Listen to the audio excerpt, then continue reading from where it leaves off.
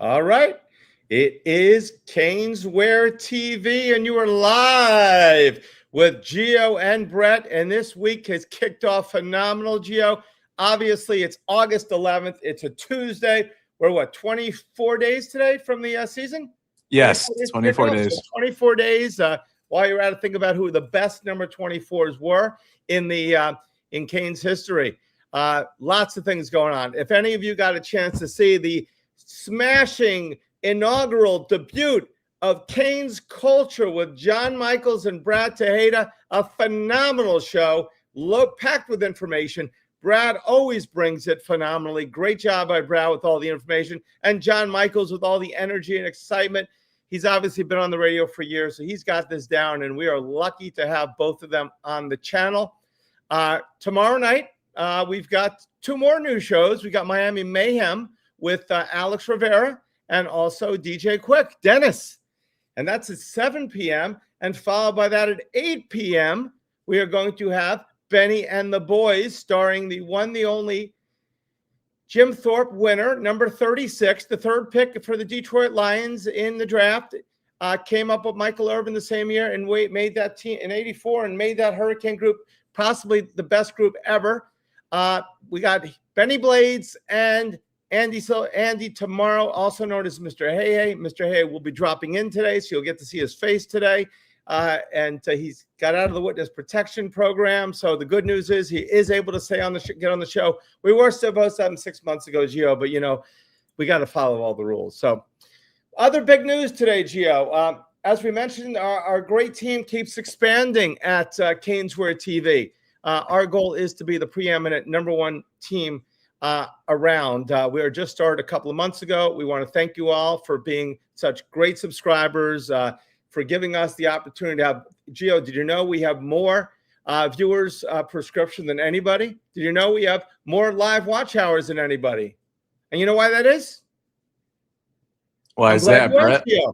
Because we have the best freaking fan base in the world! All right, some other big news. All right. You last time. We obviously have the amazing Ava with us and the incredible Ethan. Does a lot of social media for us, does some filming work and a lot of things for us. We also signed, as we told you last week, we signed Steve O to be on the team. Who else can we sign? We needed a graphics guy. So we went out and we thought, who's the best graphics guy we can get? And we pulled out Adrian, also known as AB from About the Fan. Did you know that, Gio? Yeah, I knew about that. I'm super pumped for that. Tell Gio, as it says, AB is with us as well. I think we got somebody else too, and today we got blessed. Okay, we have a new daily show for 30 minutes a day starting next Tuesday, and that is going to be the John Michael Show. 30 minutes every day of the week. He will also be on 7 p.m. with Canes Culture with Brad. So many exciting things going on. Did I miss anybody, Gio? Yeah, well, I think we got a surprise person in the green room right now. Should I pull him up real quick? If you want to bring him up so we can get back on there asking us questions. What's up, Andy? How you doing? Hey, what is up? This is crazy. I feel like I'm live right now. This is so special. I'm getting to see Gio, I'm getting to see you, and I'm getting to see myself on my own computer here. This is really, really great. Well, why are we here? We have a new show coming up tomorrow. Andy, absolutely. So Wednesday, for those of you who don't know, this is Andy, also known as Mr. Hey Hey. So out of the 10 million people watching the show, it was like The Price is Right. We picked Andy out of the studio audience. He said, we're going to give you a show. And that's why Andy is here. He has won the contest. Canes were in the green room. Congratulations to everyone else that played along. And he is going to be on with his lifelong friend, number 36, as I mentioned. Tell him a little bit about the show, Andy. So the show tomorrow, it's going to be on every Wednesday, 8 p.m., Caneswear TV on YouTube. It's going to be Benny and the Boys. So we're going to have a different concept show than all the other shows that we have on Caneswear TV. As we know, the great Gio tells us every day what's going on, what's new, what's not new, who's upset, who's not upset. And, Brett brings his crazy thing to the mix. Well, our show is going to be talking about just old school stuff, some new school stuff, And it's going to be in-depth stories of what it's like to be a hurricane, what it's like to be Benny Blades, what it's like to be put up on that ring of honor. He's going to give all these in-depth stories of what he's ever gone through. And then we're going to have, and that's going to be the first show. We just want to get to know who Benny is for the audience. But every show after that, we're going to have guests. We're going to have everybody you can think of telling stories that you just never heard before, stories that are so inside that you're either going to get a chuckle or you're going to hold your mouth. Stories of what it's like to basically go to sleep before a major game, whether it's a national championship or it's going to play Oklahoma or Nebraska, whatever it is, what it's like going to bed in the middle of the night, waking up whatever time, going to breakfast, going throughout the day. They're going to tell you on what the feelings are, just inside stuff that the normal person just doesn't know. And I think this is going to be a really fun show. So all this agita that presses him throughout the day, this time of night, he can't drink that stuff. So Gio and I has told him what not to drink, what to eat. His wife tells him what not to drink, see, everybody tells him what to do. And now he's giving it to us to tell you, everybody out there, Brett is as sane as Gio and myself. He's as sane as us. You believe it? Thank you. Well, thank you. You know, my title is Mad Scientist and CEO at Caneswear. Thank you very much. And visionary and innovator at and CEO of Caneswear TV. So I do have Mad Scientist is what I put. So thank you very much, Andy. Anything else to add about this show? One last thing. I want you guys to look up on whether it's YouTube or Gio's channel or Ava's channel or any of the channels you look at. I want you to look at the interview we did with Benny Blades, Michael Irvin, and Tolbert Bain. I think it's on the Caneswear channel now, and Ava. I think Gio might have it up somewhere as well. You do? Yes, on YouTube. So I think it's going to be a great insight to what the show is going to be a little bit, what it's going to be like, the type of questions that we're going to ask, and the type of answers you're going to get. It's just stuff you just don't hear. So I appreciate the opportunity. Benny appreciates the opportunity. And I hope you guys have a great show tonight. And I will see you both tomorrow on Caneswear TV. Thank you very much, Andy. We're excited to see you. And we'll see you in your alma mater of University of Miami and your AKA Mr. Hey Hey in a few minutes. Mr. Hey Hey, it's all about the what? It's all about the you. Baby. All about the you. Thank you, guys. Take care. Bye-bye. We're looking forward to seeing you. So tomorrow we've got Miami Mayhem, which is going to be another show, which is about the fans, and it's going to be awesome. Miami Mayhem, and we've got Benny and the boys. Exciting times tomorrow. So we spoke a little bit more about what I'm wearing, just so you guys know. And Gio's wearing this is the new Adidas cap. I think I had it on last time. It's perforated in the front and the back. It's only $29.98. It would be $50 if Adidas had to pay all the extra licensing fees like everybody else, but they don't. As well as we were able to secure this is the last batch of Adidas hats for now. It is an awesome hat. It's very comfortable, and I promise it'll look better on you than it does on me. And I've also got the beautiful shirt with Sebastian on the beach with the palm trees, and Caneswear.com. Caneswear, remember, we're still running, Gio, 10% off on the app. Dono is back. He just put in 2 new articles, so you can see those. So Dono, again, an important, integral part, the leader of Caneswear Media. There's just so much going on. I'm overly excited. So, Gio, let's go, Gio! Yeah, it's been quite a eventful few days. Saturday was crazy on campus itself. Look, just everything going on with practice. Today, first full day of pads as well. I know some people have been hearing about it. Yeah, there's going to be a media lockdown and everything. That is tough, but I will overcome it. Know plenty of people around the program. Obviously, I will always protect the program's best interest. There's certain things I will not share or divulge. But look, guys, this is an exciting team, and it's an explosive team. And most of all, it's a very physical team beyond everything else. You saw it last year. It's carried over into this season as well. There's guys that have reshaped their bodies. There are guys that are much more physically prepared this year. So I'm excited to see what continues forward. I got some notes I'll drop for people. I know quite a bit through all the different positions, everything that's been going on since the weekend to now. We're on Tuesday now. There was practice yesterday, practice today. So, yeah. Brett, anything you want to chime in before I hop in with basically I'm give the just whole sorry. rundown? I don't know if Andy was going back to his seat in the back of the room. That's why I was checking on that. If you wanted to, Andy, you going back to your seat in the back of the room, or you want You to? want me to go? Can I sit back with the audience because I feel really comfortable with Manuel. Juan always asks me how am I doing. So Juan, I'm doing very well. I'd say straight. Thank you. Andy, take a hike. You're out of here, buddy. Juan, I'm sorry. They just kicked me out. Guys, I'll see you tomorrow with Benny. Good luck. You're going to the audience, buddy. We'll see you later. Take care, guys. Take care, Andy. Bye-bye. California. See if Gio knows the control. Oh, there we go. Great job, Gio. All righty. So, Gio, just two things. Lots of new polos came in, lots of new shirts. Someone just got in like 10 big boxes of socks today, Gio, from Stradline. All different socks. What types of socks? We talking about colored socks? All different kinds. Cane socks, of course. We've got the footies, we got the crews, we got the quarters, we got it all. So from Stradline, all different kinds. We've got the Malachite jerseys. We're still waiting for the black and white. And so much stuff is coming. It's crazy. Remember, get those Gabo silicone bands. Everyone you get, percentage of the sale goes to the Tony Foundation. And we've got a lot more coming from the Malachite Tony. And we're going to be doing those as well. So stay tuned. And that's all I got, Gio. All righty. So let's go with a rundown position by position, what people need to know. Darian Mensah has been solid and steady throughout the beginning of camp, carrying over into pads now as well. Guys that he's been most comfortable with, as expected, Cooper Barkate. He's got great chemistry with him that carries over from his time at Duke with him last year. Great chemistry with Malachite Tony.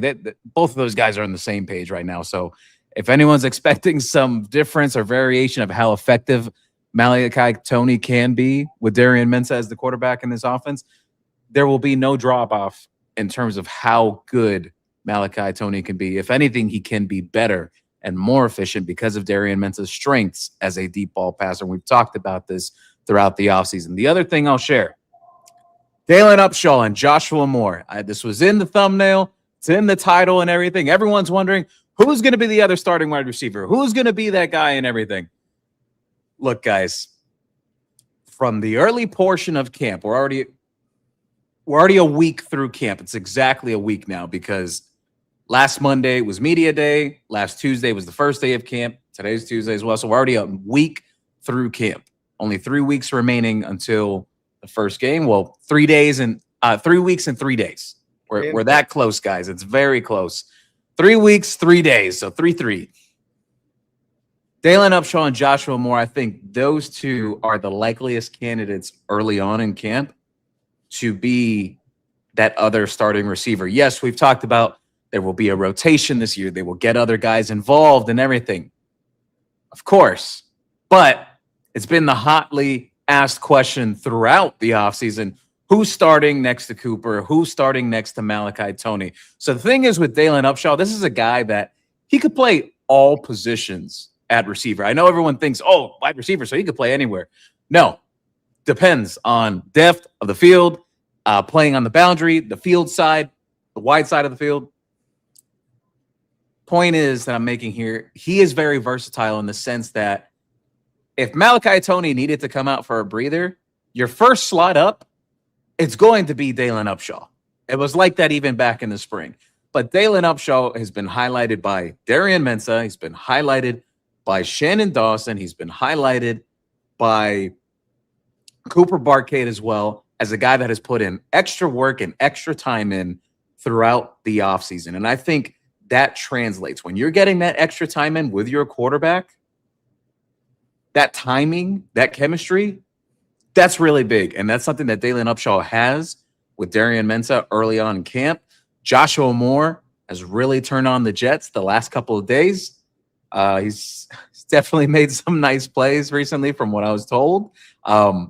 Again, only so much that we get to see now. And now the lockdown with media viewing and everything, I can't see this. I have to take it for the word of what is being shared and told to me. Joshua Moore has really turned on the Jets the past couple of days. I know everyone's been really excited about what he brings to the table. 6'4", 220, can run, can get downfield, jump ball situations and everything.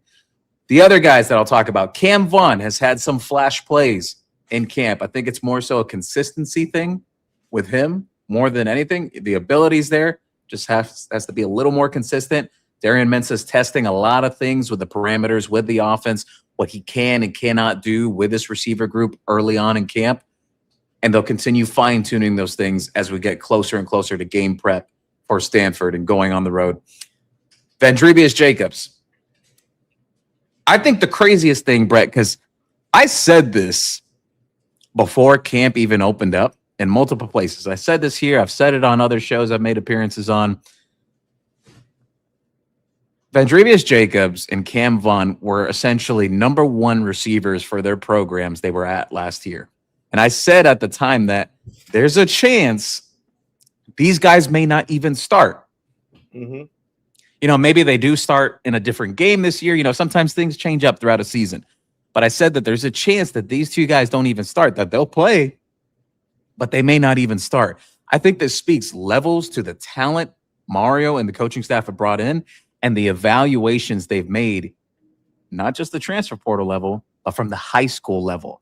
I think, Brett, that Mario Cristobal and Kevin Beard, I think they just about aced that receiver class that came in with the 2025 group with Malachi, Daylyn Upshaw, and Joshua Moore.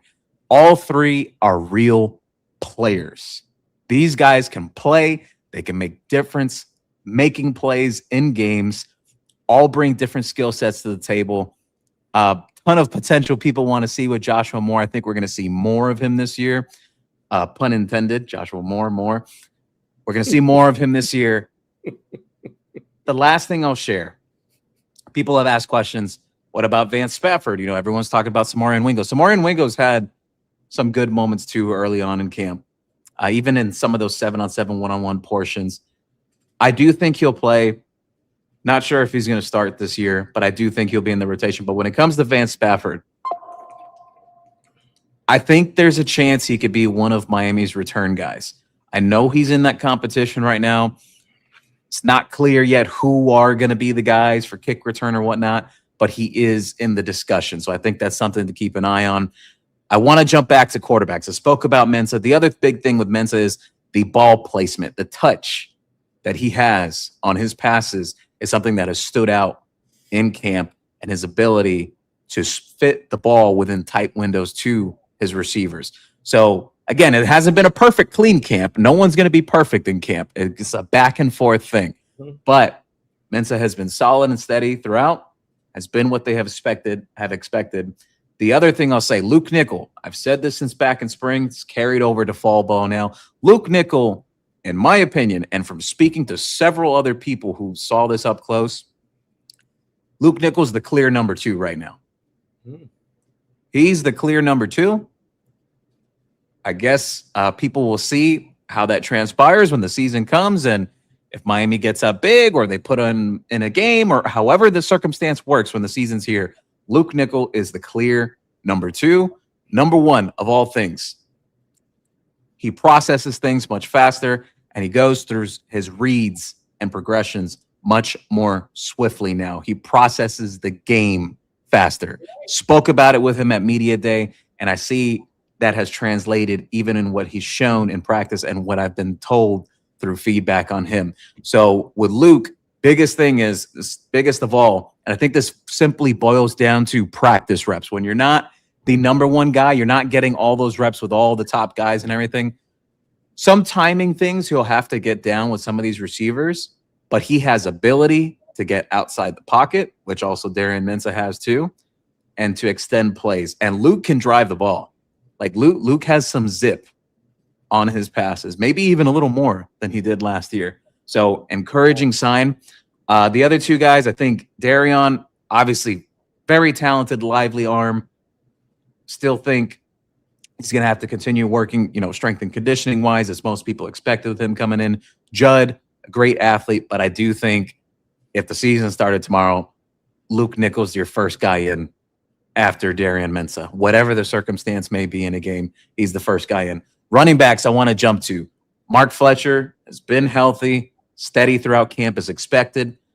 I don't think people need a whole report on Mark Fletcher, but the biggest developments is Jordan Lyle. Been talking about this in spring. It's been going on in fall camp as well. Brett, I've said it. He is going to make a significant impact on this team as long as he is healthy. This is not propaganda. This is not hope or whatever. Jordan Lyle has been very good throughout the offseason. And the people that wrote off Jordan Lyle, I think you're going to be mad or whatever, or people are going to jump back on the wagon, whatever it is. People forget this. Jordan Lyle, I've said this over and over, he was the starting running back going into the Notre Dame game last year. He won that job going into that game. He was having a great offseason last year.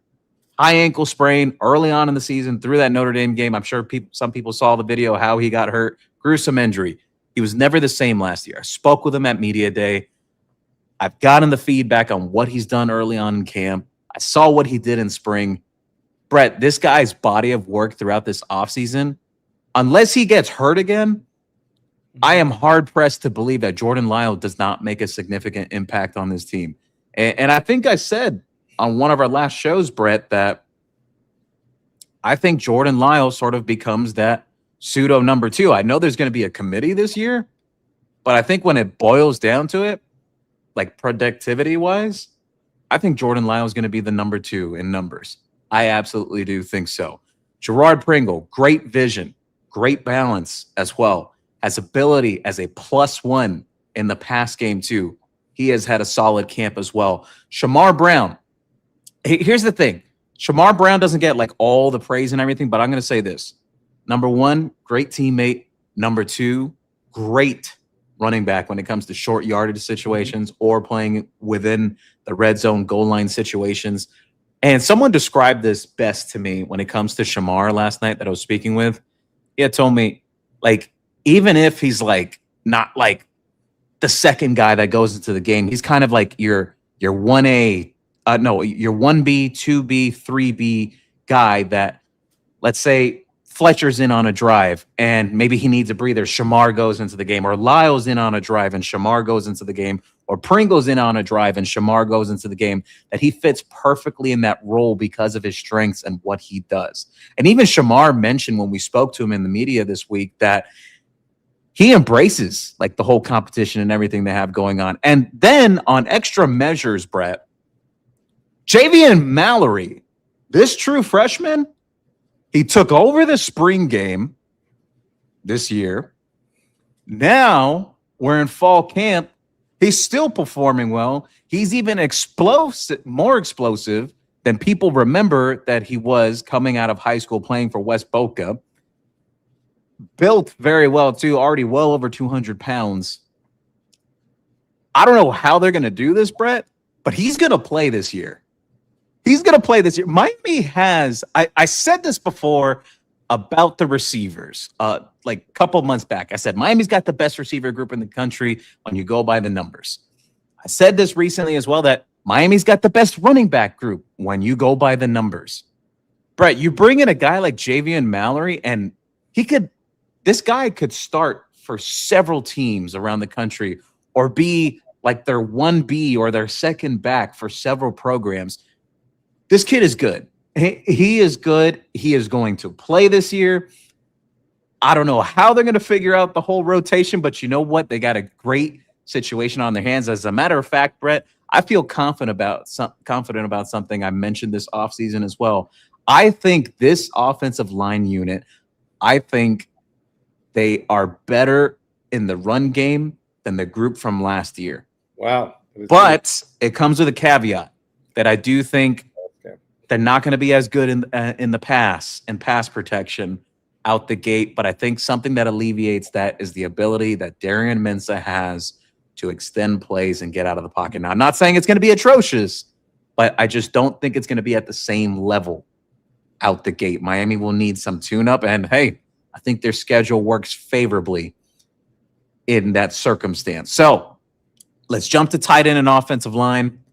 I got a few quick notes on defense, and then I want to take some questions and comments from the fans here. Tight ends, Elijah Lofton. He's been very good in camp. We spoke with him on Monday with the media. He's down to 238 pounds. He was like over 250s last year. He's dropped quite a bit of weight. You can see it in his face. You can see it in the body composition. He's not as heavy as last year. He said he feels lighter. He says that it helps him. And we've seen it in these 7-on-7 and 1-on-1 situations. But the feedback that I'm getting that, yes, Elijah Lofton, he will lead that tight end room. Now, what's the impact? We will see, because Elijah Lofton had a heck of an off season last year. So I hope it's a sizable impact, because I do think him working down the seams, working the middle of the field, opens up even more for this offense, aside from all those talented receivers they have. Israel Briggs is going to play this year. I've been speaking about him before camp. He's flashed plenty. I think with him, just more and more reps, the more he gets comfortable. Gavin Mueller, I do think he'll play too, but I think the thing with Gavin Mueller, it simply boils down to hasn't played a lot of football yet, still learning some of the nuances and in and outs of playing the tight end position, but you're encouraged by the tools that he has early on from a physical standpoint. So we'll see. Offensive line. We've spoken about this plenty. Samson Okunlola, nice start to camp. I mentioned this and some people kind of freaked out or took it in the wrong way, but I think Samson Okunlola is making a very compelling case to be Miami's left tackle. He's in his best shape of his career right now. He's healthy, down to 325. I think your guard positions, I think Ben Congdon is going to be one of those starting guards, the true freshman. I was not mentioning this now. I've been talking about this for several days now. I do think he will probably be starting on this offensive line. I mentioned since day one, Max Buchanan. He's taken some reps with the center group. Behind Ryan Rodriguez. He's also taken reps at guard. Not saying it's a full-on transition to center, but I do think, hey, Max Buchanan, like, even if he doesn't get a starting position this year, I think he's going to be one of those swing man offensive linemen, your 6th or 7th guy that comes in as an extra blocker in certain packages. I think he's absolutely going to play, even if he's not starting. Ryan Rodriguez, likely your starter, but when it comes to right guard and right tackle, I don't think that's locked down yet, Brett. I don't think it is at all, and simply because there's a lot of swapping back and forth. There is Matthew McCoy playing some right tackle, but he's also playing some guard too. Jackson Cantwell has played some guard as well, aside from playing some right tackle too in camp. I think if you think long-term, yeah, Jackson Cantwell will probably be the better tackle, but I wouldn't put it past Miami if maybe they elect for Matthew McCoy at right tackle to open the season with the experience he has. We'll see how it shakes out, but this is not to say that, oh my God, Jackson Cantwell is a dud or anything. No, I think this is a good thing. I like when you have 2 freshmen that can actually start for this unit, like a Jackson Cantwell and a Ben Congdon, and you have a redshirt freshman. Well, no, really, I think redshirt freshman. So I got to look into Max Buchanan's eligibility again. Not exactly sure on that, but I got a second-year guy that has challenged to start this year and could be one of your 6-man with that group. Awesomely great. And the other things I'll bring up, I've talked about Jaden Wilkerson. I've talked about Joel Irvin. Joel Irvin, everyone's seen the clip that's been circulating over social media the past couple of days. I think people are seeing it now, right? What we were talking about, what I had mentioned this offseason before camp opened, that the physical tools, absolutely all there. It's more so just refinement with technique. When he gets that down pat, this guy's going to be a problem. Joel Irvin's going to be a really good player at Miami. And I was warned about this from someone at Miami before camp even got here. And I said, wow, really? Like, I knew they were excited about him as a prospect, but it was more reinforcement, the feedback I got on him, like when just some of the stuff they were getting from summer workouts, that they were really encouraged by what he was bringing to the table. So, Brett, I think Mario brought in a really good offensive line class.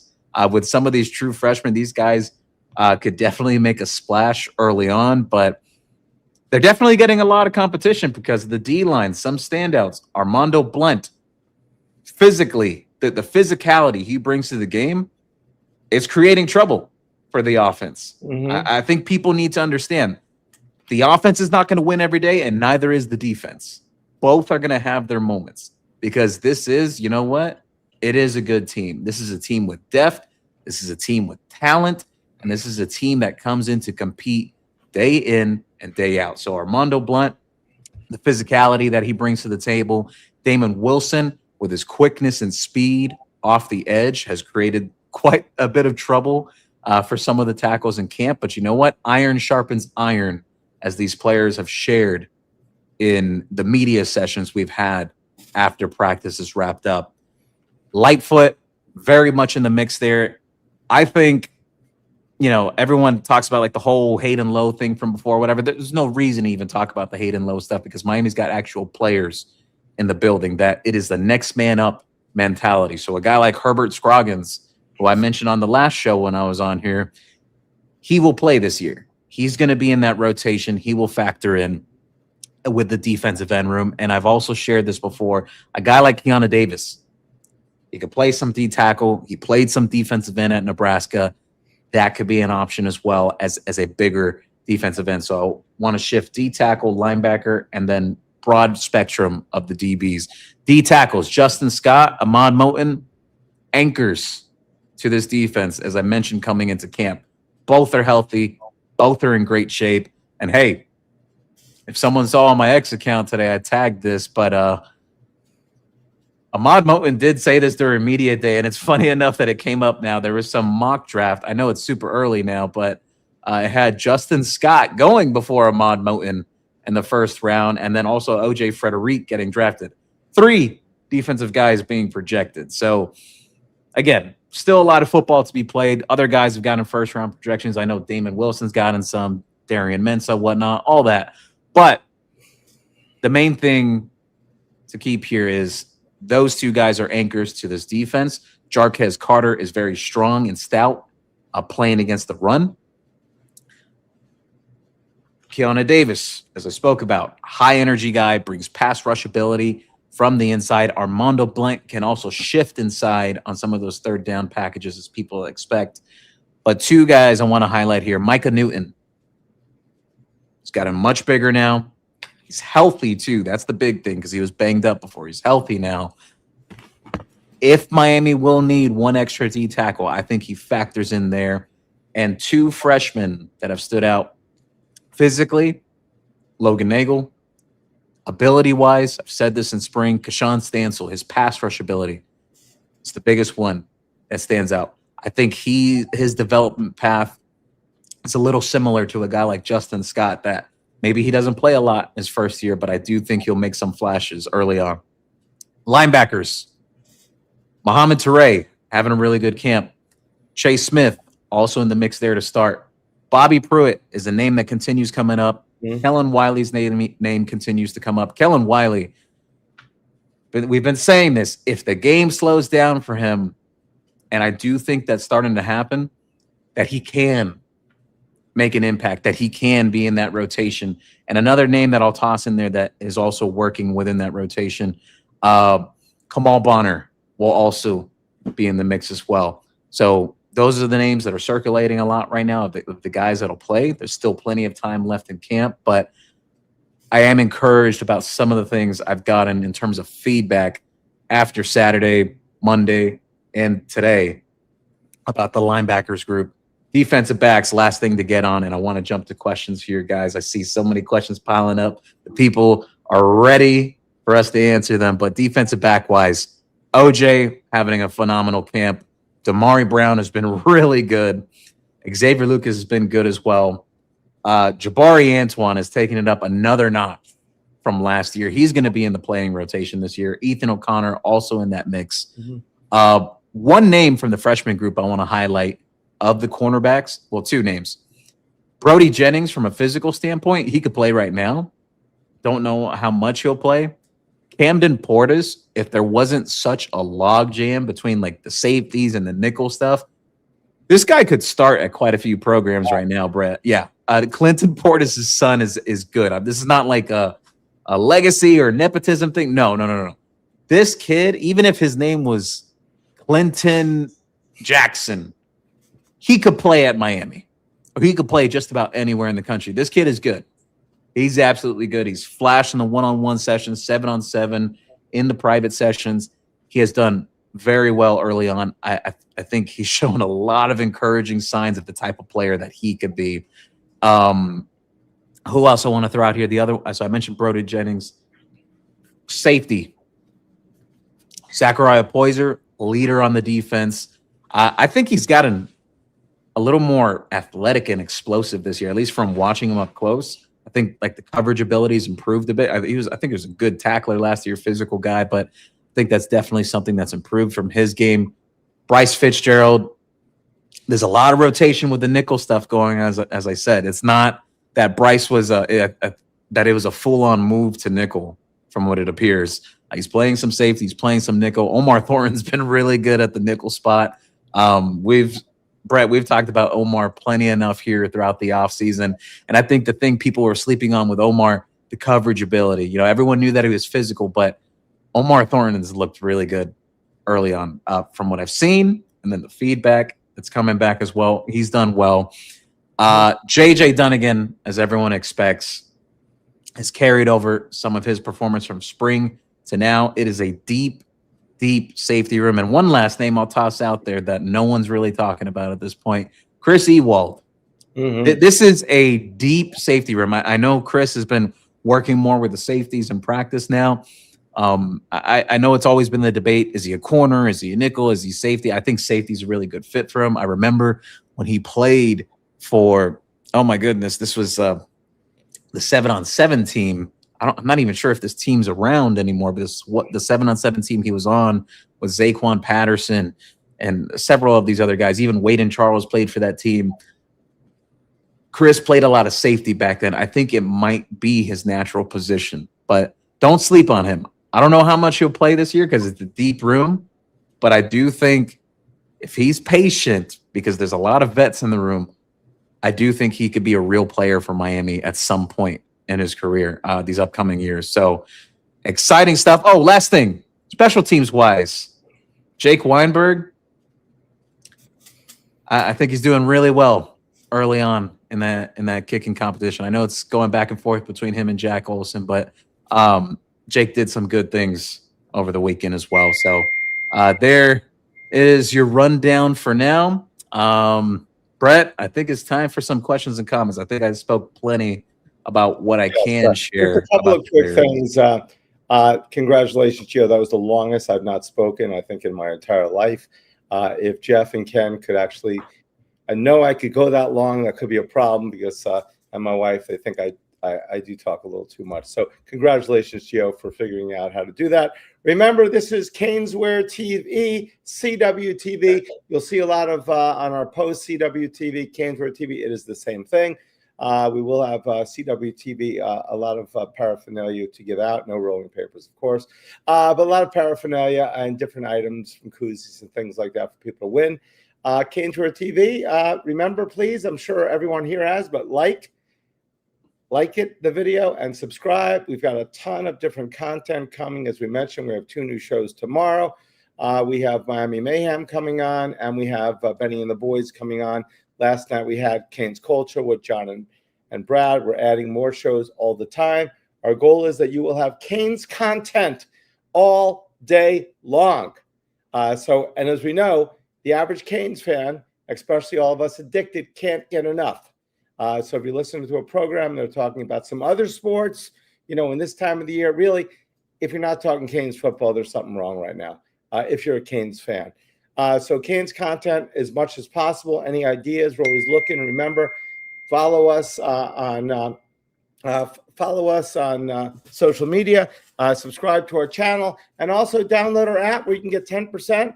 We're also we can get the only place you'll see Dono's columns at the current time Gio, there is no doubt. There's no paywalls. There's no subscriptions to see articles by Alex Dono. We are going to be adding other writers to that as well. Lots of other things happening on that app. So download it for right now, even though we are a few weeks to the season, and we never give discounts a few weeks to the season. On our app still, get 10% off anything you buy on that app. And that's caneswear.com app on the Apple or Google store. And that's all I got. Let's go to questions and comments. All right, let's see who is up first. VC the Great. Hey, Gio, what's up with the Discord? Mine's been down for the last 2 days. Your Discord's been down. That's weird. I checked the chat that I have in my Discord right before we got on here. It was fine. But I'll hit you back on that afterwards, after we're wrapped up here. Oh, also, you gave a super chat. Thank you, VC.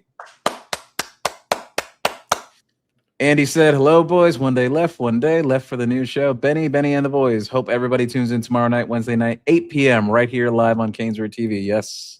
Absolutely. I'm so excited about that show. Howard Stern said, it's a beautiful day to be a Miami Hurricane fan, Gio. I heard the receivers are not getting open. Only Tony is. I wouldn't say that's exact. Joshua Moore has definitely turned on the Jets the last 2 days. Malachi Tony has definitely had plenty of moments. Cooper Barkate, the chemistry between him and Darian Mensah is very obvious. Cooper Barkate's really good. I think a lot of people are sleeping on him because I've seen some people say, like, oh, you know, like he may fade into the background here at Miami because he's playing Duke or whatever. I think Cooper Barkate's going to be a star here at Miami. But look, the other thing too, yeah, the DBs have had a really good camp. I've said before, actually, I said coming out of the weekend, actually, one of the last lives I was on before the weekend or like during the weekend, I said that I do think Miami's defensive back group, they could be top 3 in the country, maybe the best one. They're that good. Like best defense, top 5 defensive backs, top 5 wide receivers, top 5 quarterback, top 5 running backs, top 5 defensive line, number 1 in the nation. Yeah. I mean, some people ask me about what would be my top 10 today. I had Miami number 2, but I think some Cane fans will want to kill me if I'd say who I had as number 1. It's not Notre Dame though. Howard Stern. Let's see. So answered that. Oh yeah. So on the question about like getting open, it depends what you mean by that. Like getting separation, they can create separation, but these defensive backs are really good.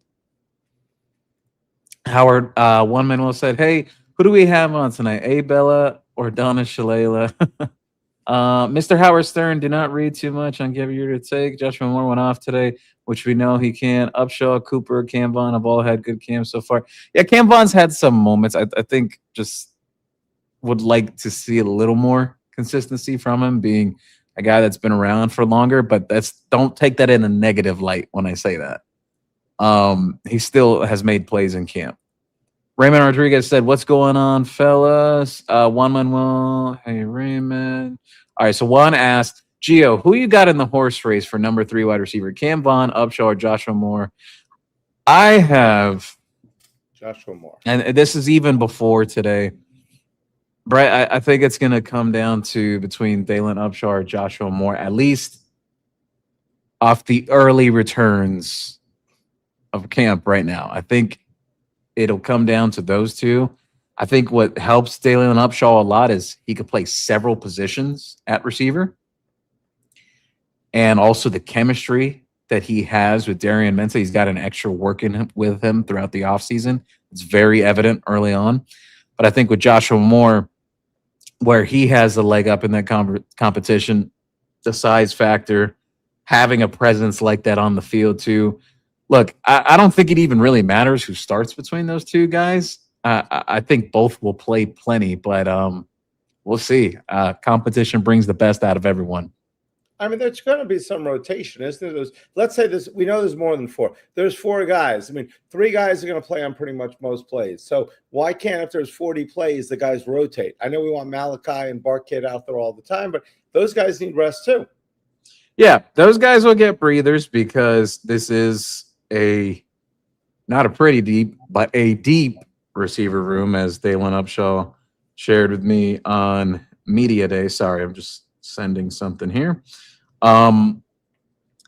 Yes, there will be rotation, and there will be times where Malachi will have to get a breather or a Cooper Barkate will have to get a breather. But I do think it's imperative that this team, especially learning a lesson from last year, that you need to get other players involved. You need to keep a defense honest because teams will pick up on your tendencies or things you do throughout the season. I think Miami learned that last year. You saw in that back half of the season that they got other guys involved. You saw Daylyn Upshaw getting more involved at the end of last season. How often do we go with a 4 wide receiver set? I think it'll depend on down and distance and also the matchup too. What works in Miami's favor. But you can still run on a 4 wide receiver set. I mean, yeah, well, you'll get a lighter box as well, but exactly. I know some offensive coordinators, they like the aspect of having that bigger body as a tight end out there as a blocker too. So we'll see. So Juan's question, Gio, can Kashawn Stansel play some defensive end as well aside from tackle? So he did play some end when he was in high school, but I'm not sure he'll play there with Miami. Maybe this year because he is on the lighter side. He's not like Blunt and Scott, like in that 300 range or anything. He's much lighter, like 270, 280 range, where Stansel is right now. But the pass rush ability, he absolutely has. And then he also said, spoke about Micah Newton earlier. Sergio said, Gio, what's your thoughts on the take David Lake threw out there between Cantwell and Congdon that has fans going crazy? I don't think it's entirely off basis. Like, I think I know what you're talking about. I saw it show up in one of the group chats I'm in. And, some people are like, whoa, wait a minute. But like, does that mean like Cantwell, he's not ready or whatever? I don't think it's anything like that. I think it's simply, it could be from a physical standpoint. I think people also need to understand too that Jackson Cantwell, his competition was a little different, playing out there in Missouri. He has all the traits and everything. He's definitely been thrown into the fire since back in the playoffs when he was competing against Francis and Ruben Bain in practice and getting reps against a Damon Wilson and an Armando Blunt, a Marquise Lightfoot. He's played against tremendous defensive end talents since he's arrived here. But Ben Congdon, guys, he's huge. This kid is 6'8", like I think he's like 325, 330 pounds. Like in terms of preparation, yeah, I think Ben Congdon can absolutely help Miami like right away. Like the strides he's made from spring to now, it's really impressive. He's pushing around veterans out there. So this is not to say like one or the other is going to be the better guy down the line, but like from a physical, just a purely physical standpoint and like how it's translating to the game. Yeah, I don't think it's like some large margin. I do think that, yeah, Congdon, I think he's a great fit for guard this year. I think with Cantwell, they're still trying to figure like, okay, are we going to play him at guard this year or are we going to play him at tackle? I think that's still something that they're deliberating with in camp. And you see it. Andy said, Gio, please ask Brett if he's done looking over the Penske files he has had all week. If anyone knows the Penske files are, there was a joke I told him earlier from Seinfeld, and I'll tell Gio it later since the joke was about him. Sergio said, would you be more surprised if Jordan Lyle was the starting running back or someone? Well, wait, would I be more surprised if Jordan Lyle was starting running back or someone not named Josh Morris, wide receiver, to start the season? I think I'd be more surprised by. Wait, would I be more surprised if Jordan Lyle was the starting running back or someone not named Josh Moore? There's more of a chance that Jordan Lyle will be the starter or Josh Moore won't.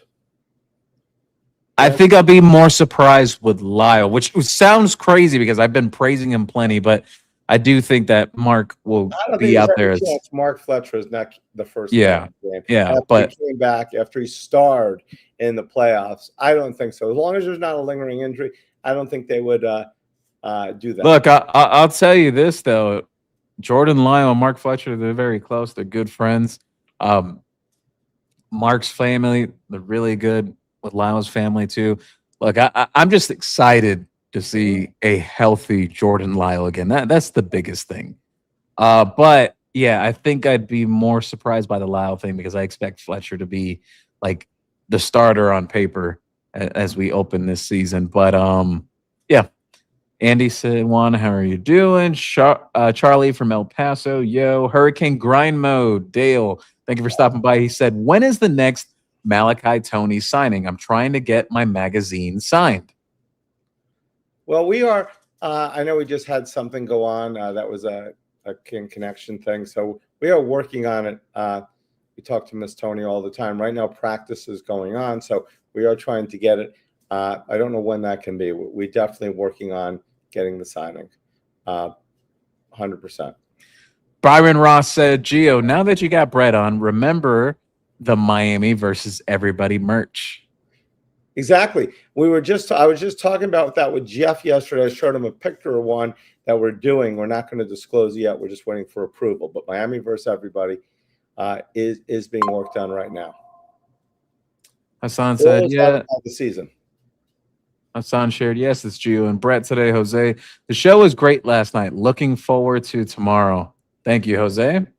Thank you. Smash the button and subscribe. You're absolutely right. Smash that like and subscribe. The more you like, the more you subscribe, the more you get us out there to the algorithm, and we continue growing here. We absolutely appreciate the support from people. We've been really started pushing this out the past, let's say, about 2 months, give or take. And hey, we're quickly approaching 3,000 subscribers off the YouTube. So we absolutely appreciate it. And we love the retention from you guys too. Several people constantly coming back.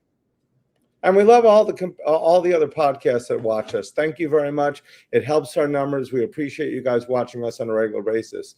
And we will try to do the same, maybe. Brett's just being nice. I hate you guys. I'm just kidding. I didn't really know that this was such a dog-eat-dog world. I mean, a bunch of nice guys hanging out, having a good time.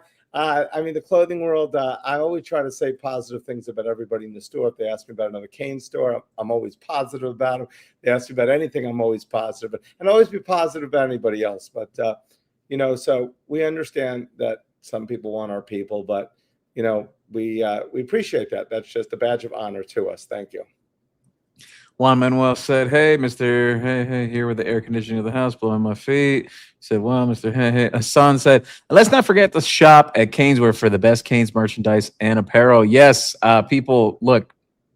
So on the Caneswear app right now, you see that QR code you have up there in the top left that pops up on your screens right now, people. If you scan that, you can go right directly to the Caneswear app on your app store with your mobile device of choice. You scan it, you go right there. 10% off if you use the app today, right now. Take advantage of it. Yeah, you got the Hurricane schedule on there, always pops up first.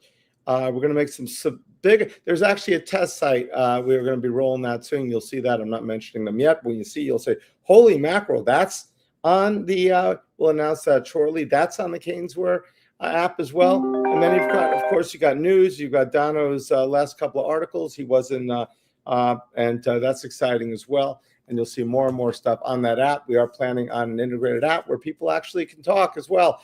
Hopefully like our own Instagram, where you'll be able to access the app. You'll be actually access the games, quizzes is the plan for point systems. You can go on it all the time. Articles, our YouTube channel, and lots of other stuff. So we're very excited about that app. So learn how to use that.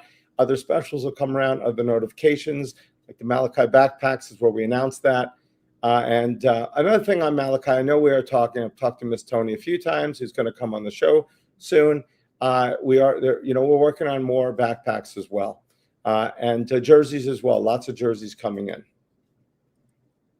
Money Counter shared, what's up, Gio and Brett? Do you believe we will have a top 5 defense again, or do you think it would be more of a top 10?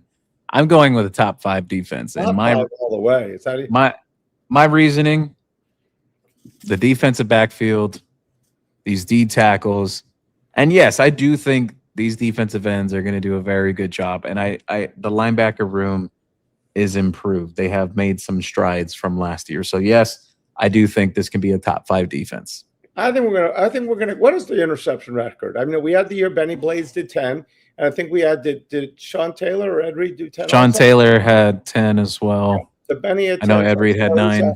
I mean, I think we got a chance to be right up there with breaking the interception record overall for the team. I think we have a shot this year. I think they're going to be ball hawks.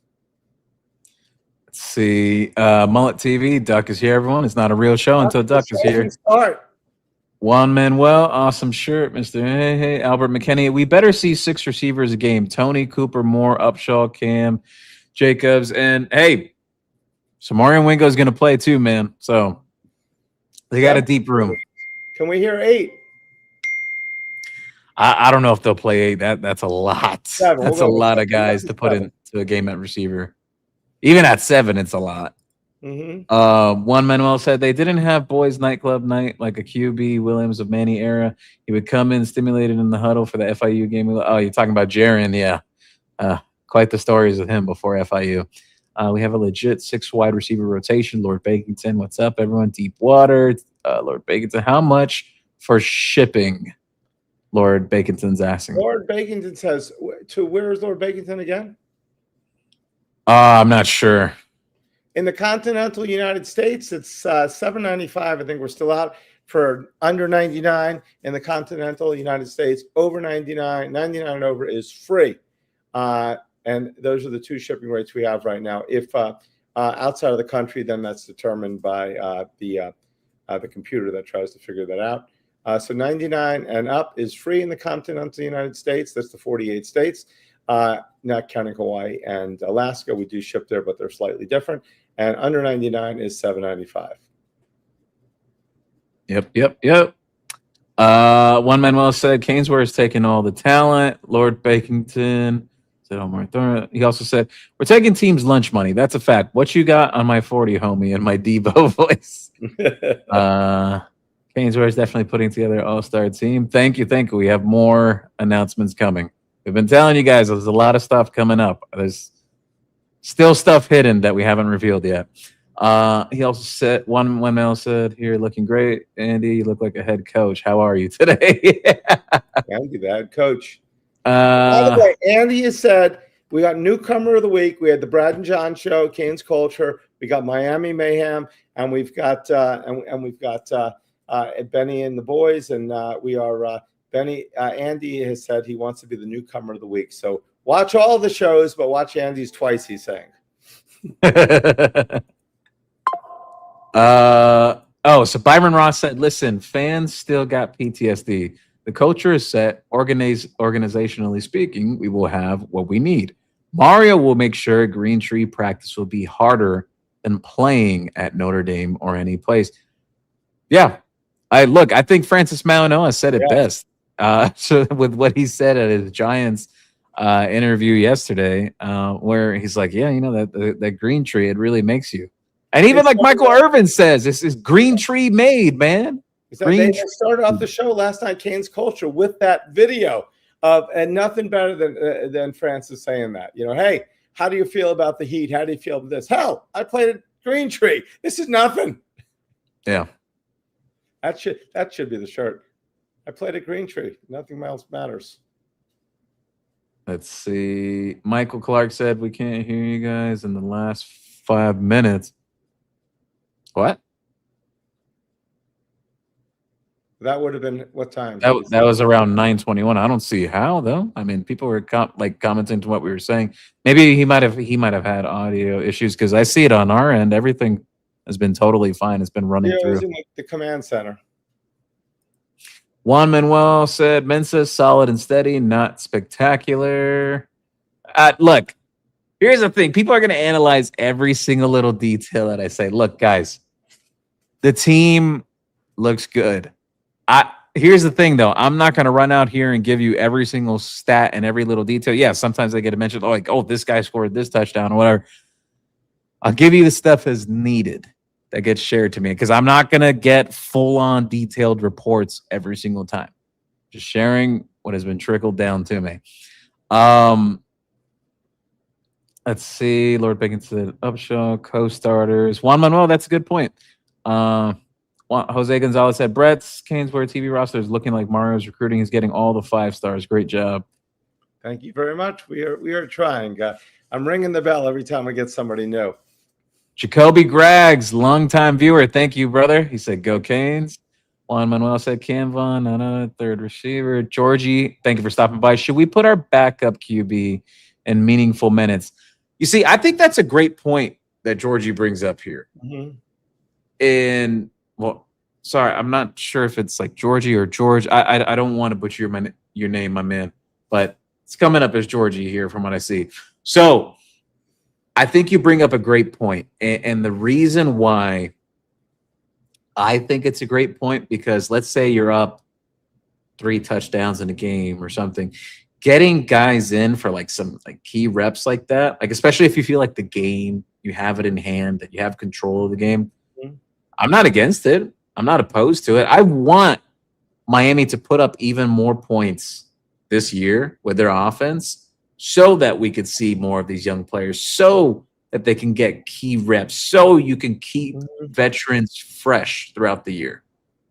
So I'm all in favor of it. I mean, yeah, I expect in a lot of those games, hopefully we have subs coming in sometime before the mid-third quarter. I mean, I don't want to anticipate they're blowing every single team out, but great teams do blow teams out. The other thing I will say, there's no guarantee that Daylyn Upshaw is not here next year.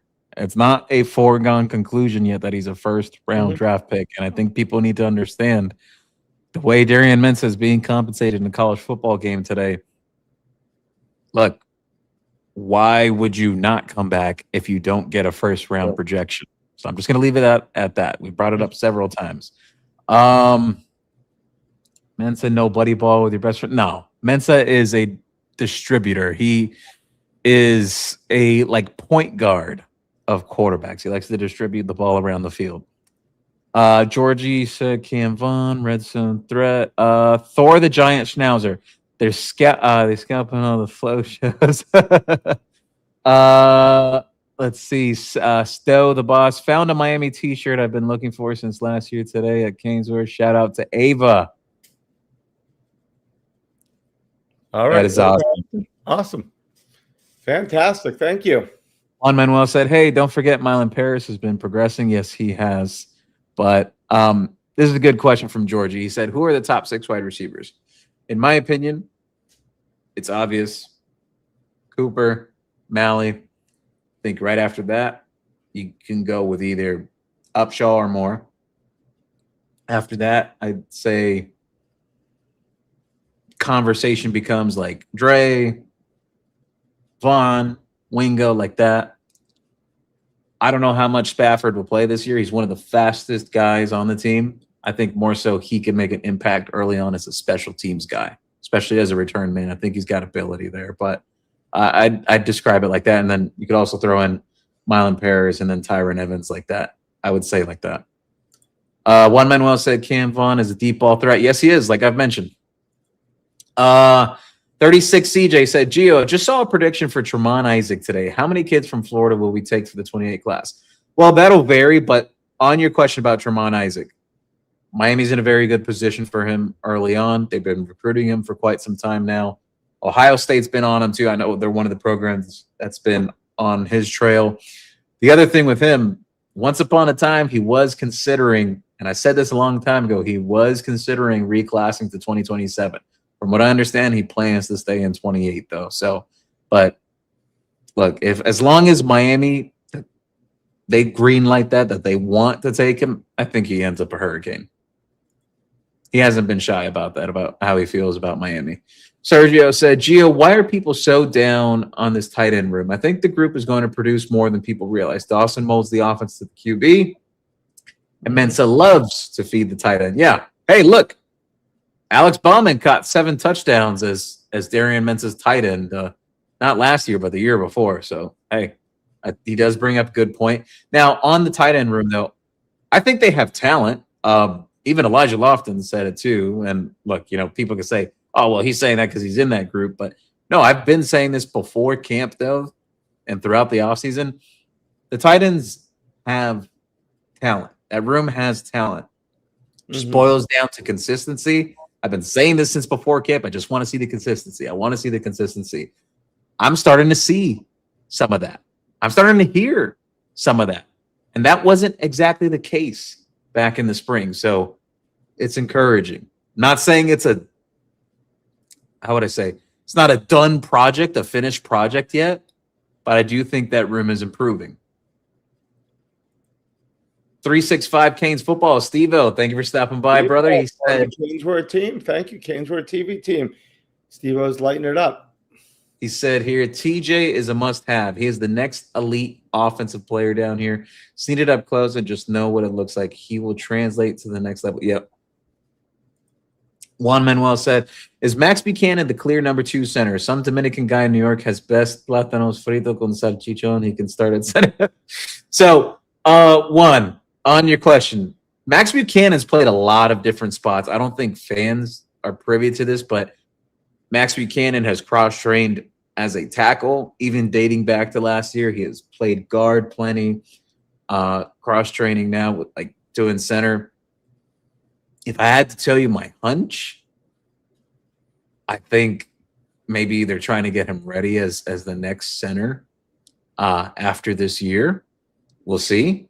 Hey, you know, maybe he does start at center at one point this year. Whatever. No one knows what goes on through the course of the season because I know Ryan's had injuries throughout his career, but the coaches do trust Ryan. They like Ryan at the center spot. I know Mirabal leans on experience, especially at that center position. That's big for him. And I think it makes a lot of sense. You know, that guy that's anchoring most of that line and making a lot of the adjustments, you want to rely on a veteran. So I absolutely get it. But like I said before, even if Max Buchanan doesn't start, I still think he's going to play plenty because Mario and Coach Mirabal and Coach Dawson, they do incorporate a lot of different ways of getting extra linemen onto the field in certain situations. Sergio said, Steve-O in the chat. Georgie said one. Stowe the boss said, if Lyle is healthy, he'll be running back 1. You see, I'd love to say that because Jordan Lyle has been really good throughout the offseason, but I don't know. I don't think that like Mark comes out there game 1 that he's not the first guy out on the field. But look, again, people do forget Jordan Lyle. Last year wasn't this year. Last year, Mark had the greatest college playoff running back. I mean, he could have gone to the NFL. I mean, I don't think that happens. I mean, anything can happen, but I don't think they do that to him. I think they put him out there to, to go ahead, honor him for everything he's been through. And he's the guy that is leading, at least on the first carry. Yeah. But Jordan Lyle is going to play plenty. I think him and Mark Fletcher are going to do great. Runners, Gio.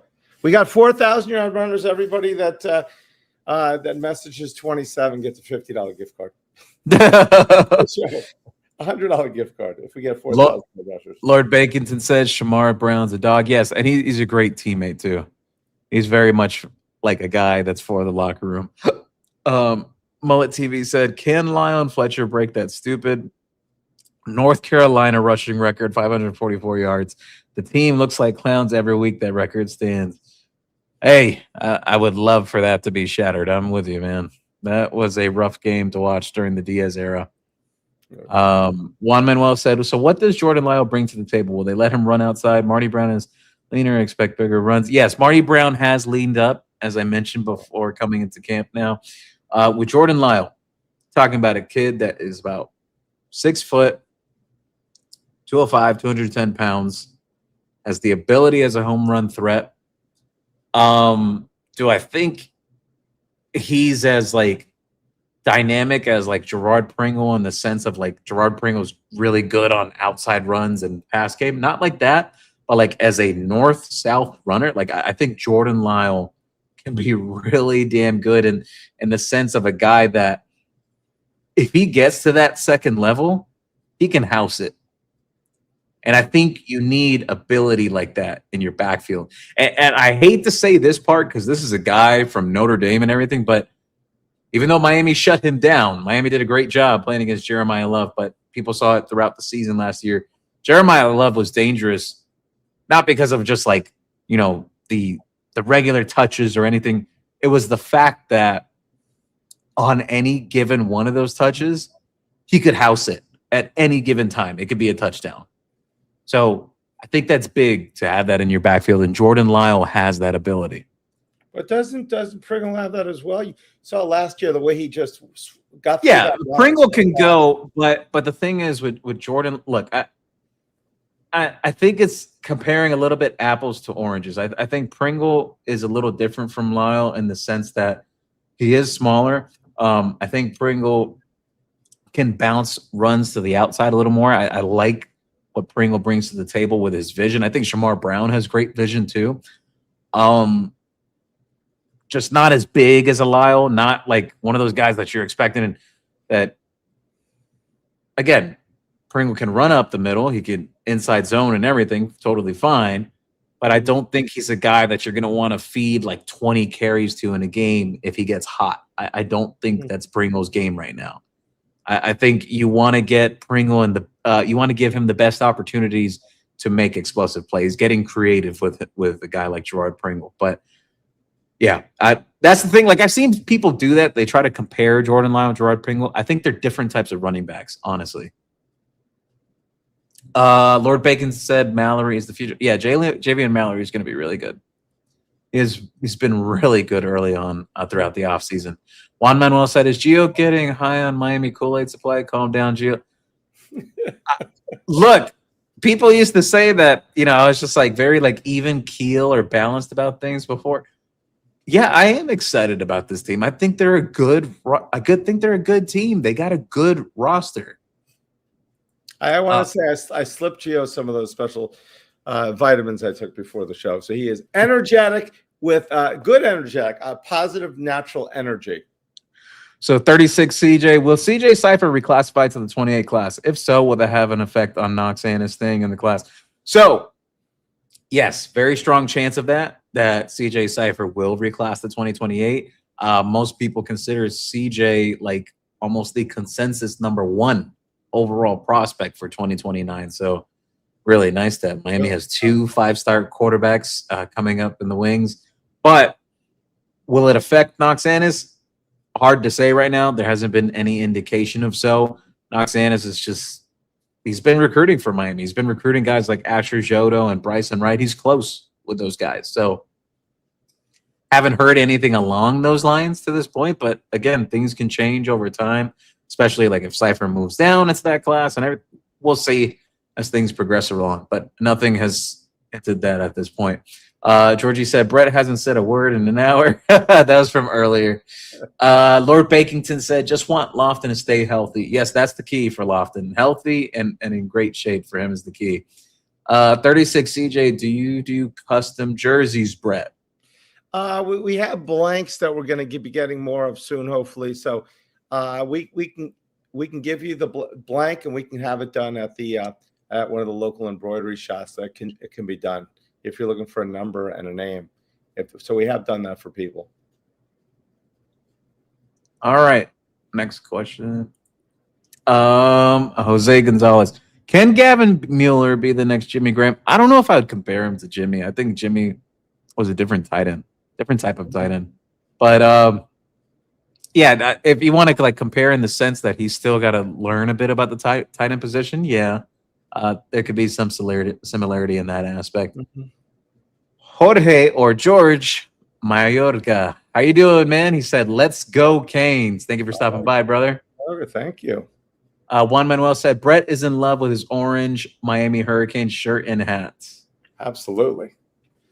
How big of an impact is A1 committing early going to have on attracting 28 prospects?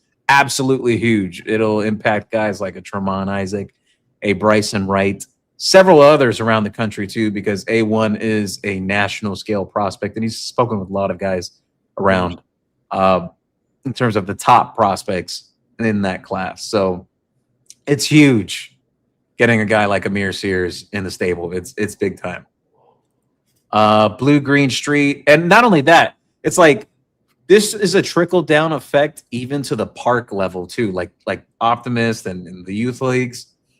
It's huge because he has that type of influence. It's like Mm-hmm. I don't want to say like Malachi yet, but he does have influence, and he can be like that type of level of influence like a Malachi. Blue Green Street, 16-0 this team. Let's go, Canes. Hey, from your mouth to the football god's ears. Georgie said Gavin Mueller will be a starter in 2 years. I do think Gavin Mueller could start for Miami eventually. I don't think it'll be this year, though. Lord Bakington said Joel Irvin's a dog. Yes, he is. Physical tools absolutely there. 36 CJ. I haven't heard about JJ Sparks. How's he doing? He's working more with the guards right now. Reese Woodrow is working with the centers as well. Georgie, Joel Irvin will be an All-American here. That wouldn't surprise me, honestly. Everybody's high on Joel Irvin. Joel Irvin's going to be really good, Brett. Mentioned it before camp opened up. I don't think it'll necessarily be this year, but it's just refinement with him because he just has all the tools, the movement ability, the size, the strength. It's all there. Will he be the second Irvin to go into the rafters? Hey, we'll see. Georgie said. I'd love to see it. Georgie said our O-line for the next 3 years is set. Jay Kane, the U, go wake your guy up. He is sleeping. Brett needs cafecito. Sergio said, we know Lightfoot is powerful and can throw a punch. Just go ask. Oh, my God. Blunt is a great defensive player name. Yes, it is. Canes Cats Heat. Thank you for stopping by. As always, he said, let's go. Absolutely, let's go, man. We're 3 weeks, 3 days away. This has a nice ring to it. 3 weeks, 3 days. 36 CJ said, I'm hearing Antoine Wilkes and Maui Tanada have Miami's leaders in the recruitment. What have you heard? That is accurate. Maui Tanada was down here this summer. Antoine Wilkes, actually, some of his representation is here in South Florida, too, so definitely doesn't hurt. But, yeah, Miami's in a good spot early on for those guys. But you're not going to hear much on the recruiting end until we get closer to the season starting. Like, we start having some of these game day visits and stuff. More stuff will start popping up. It's a little more quiet right now. Georgie said Keanu Davis is good utility defensive lineman. Yes, he is. Play multiple spots.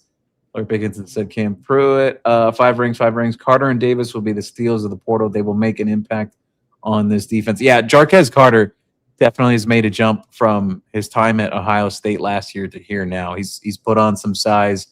Like I said before, I think he's a guy that's really going to help out in terms of run support. Howard Stern, Jordan might be one and done this year. See, Canes Cats Heat said, Gio, any update on the baseball question? No, not yet. It's been tough.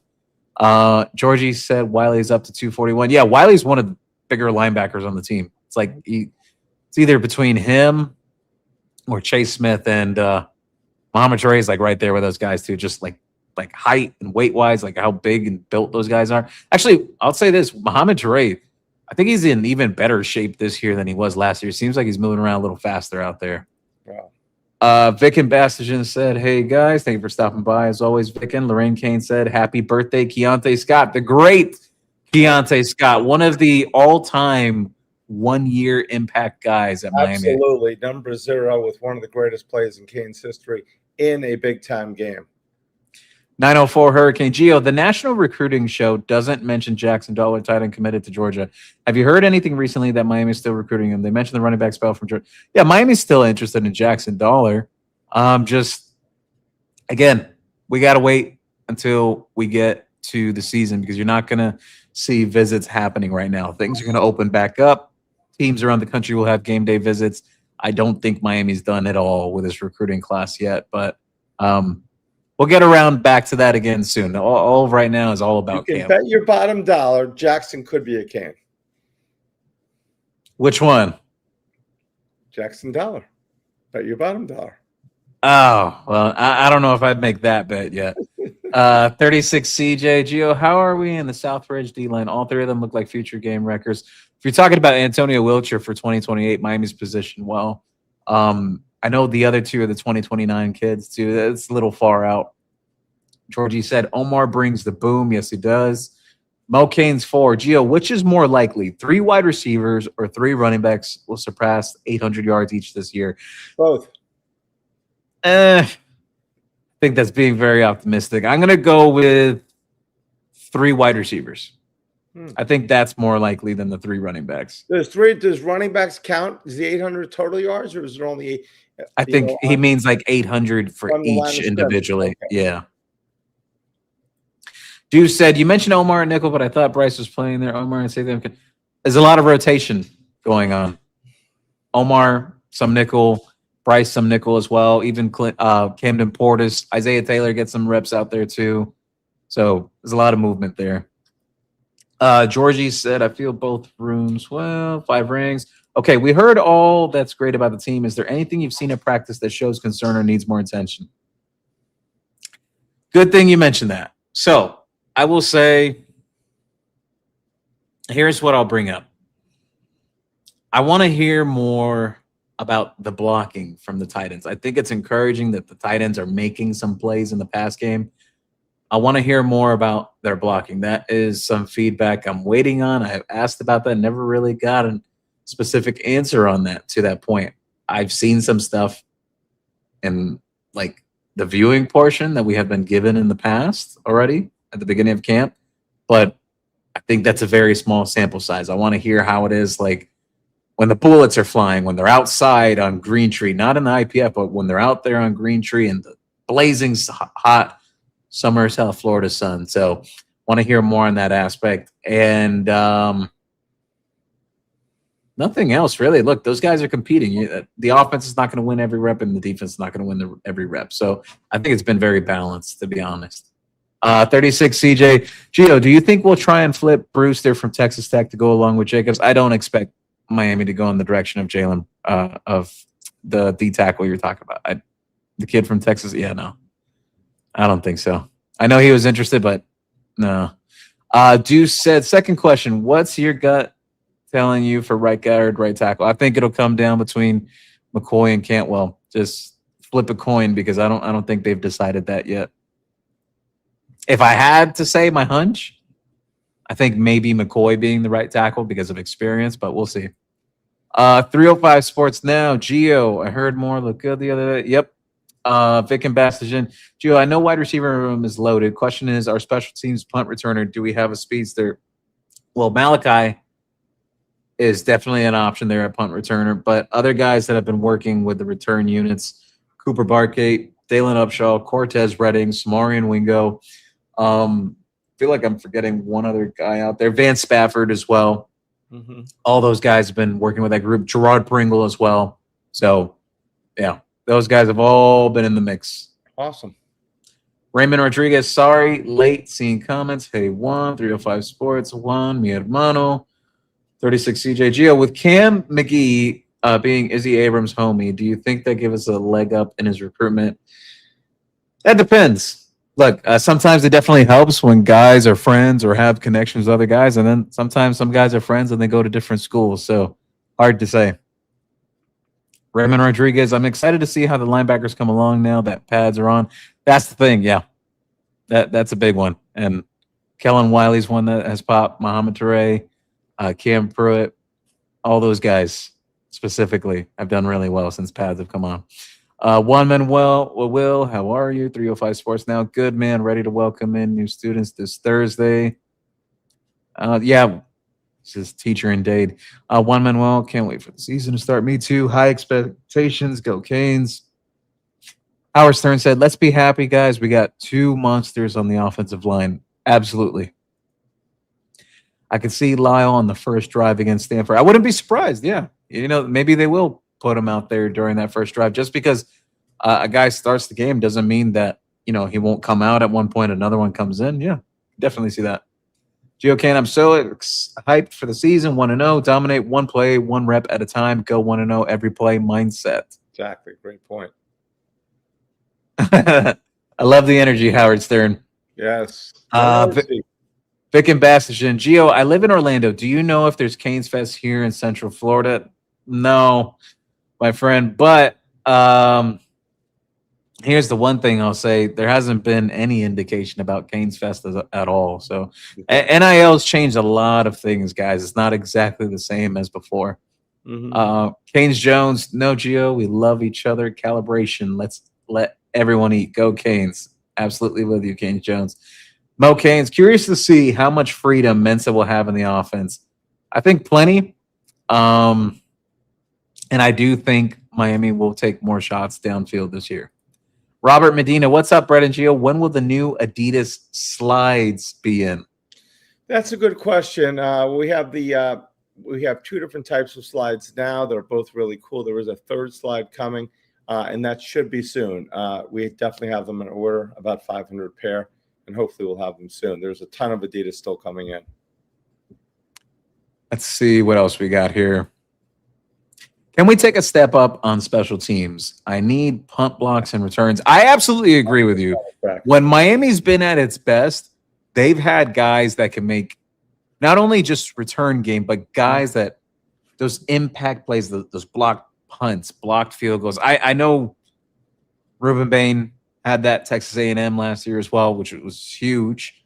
But excuse me, but to just see more of that. I am on the same page with you.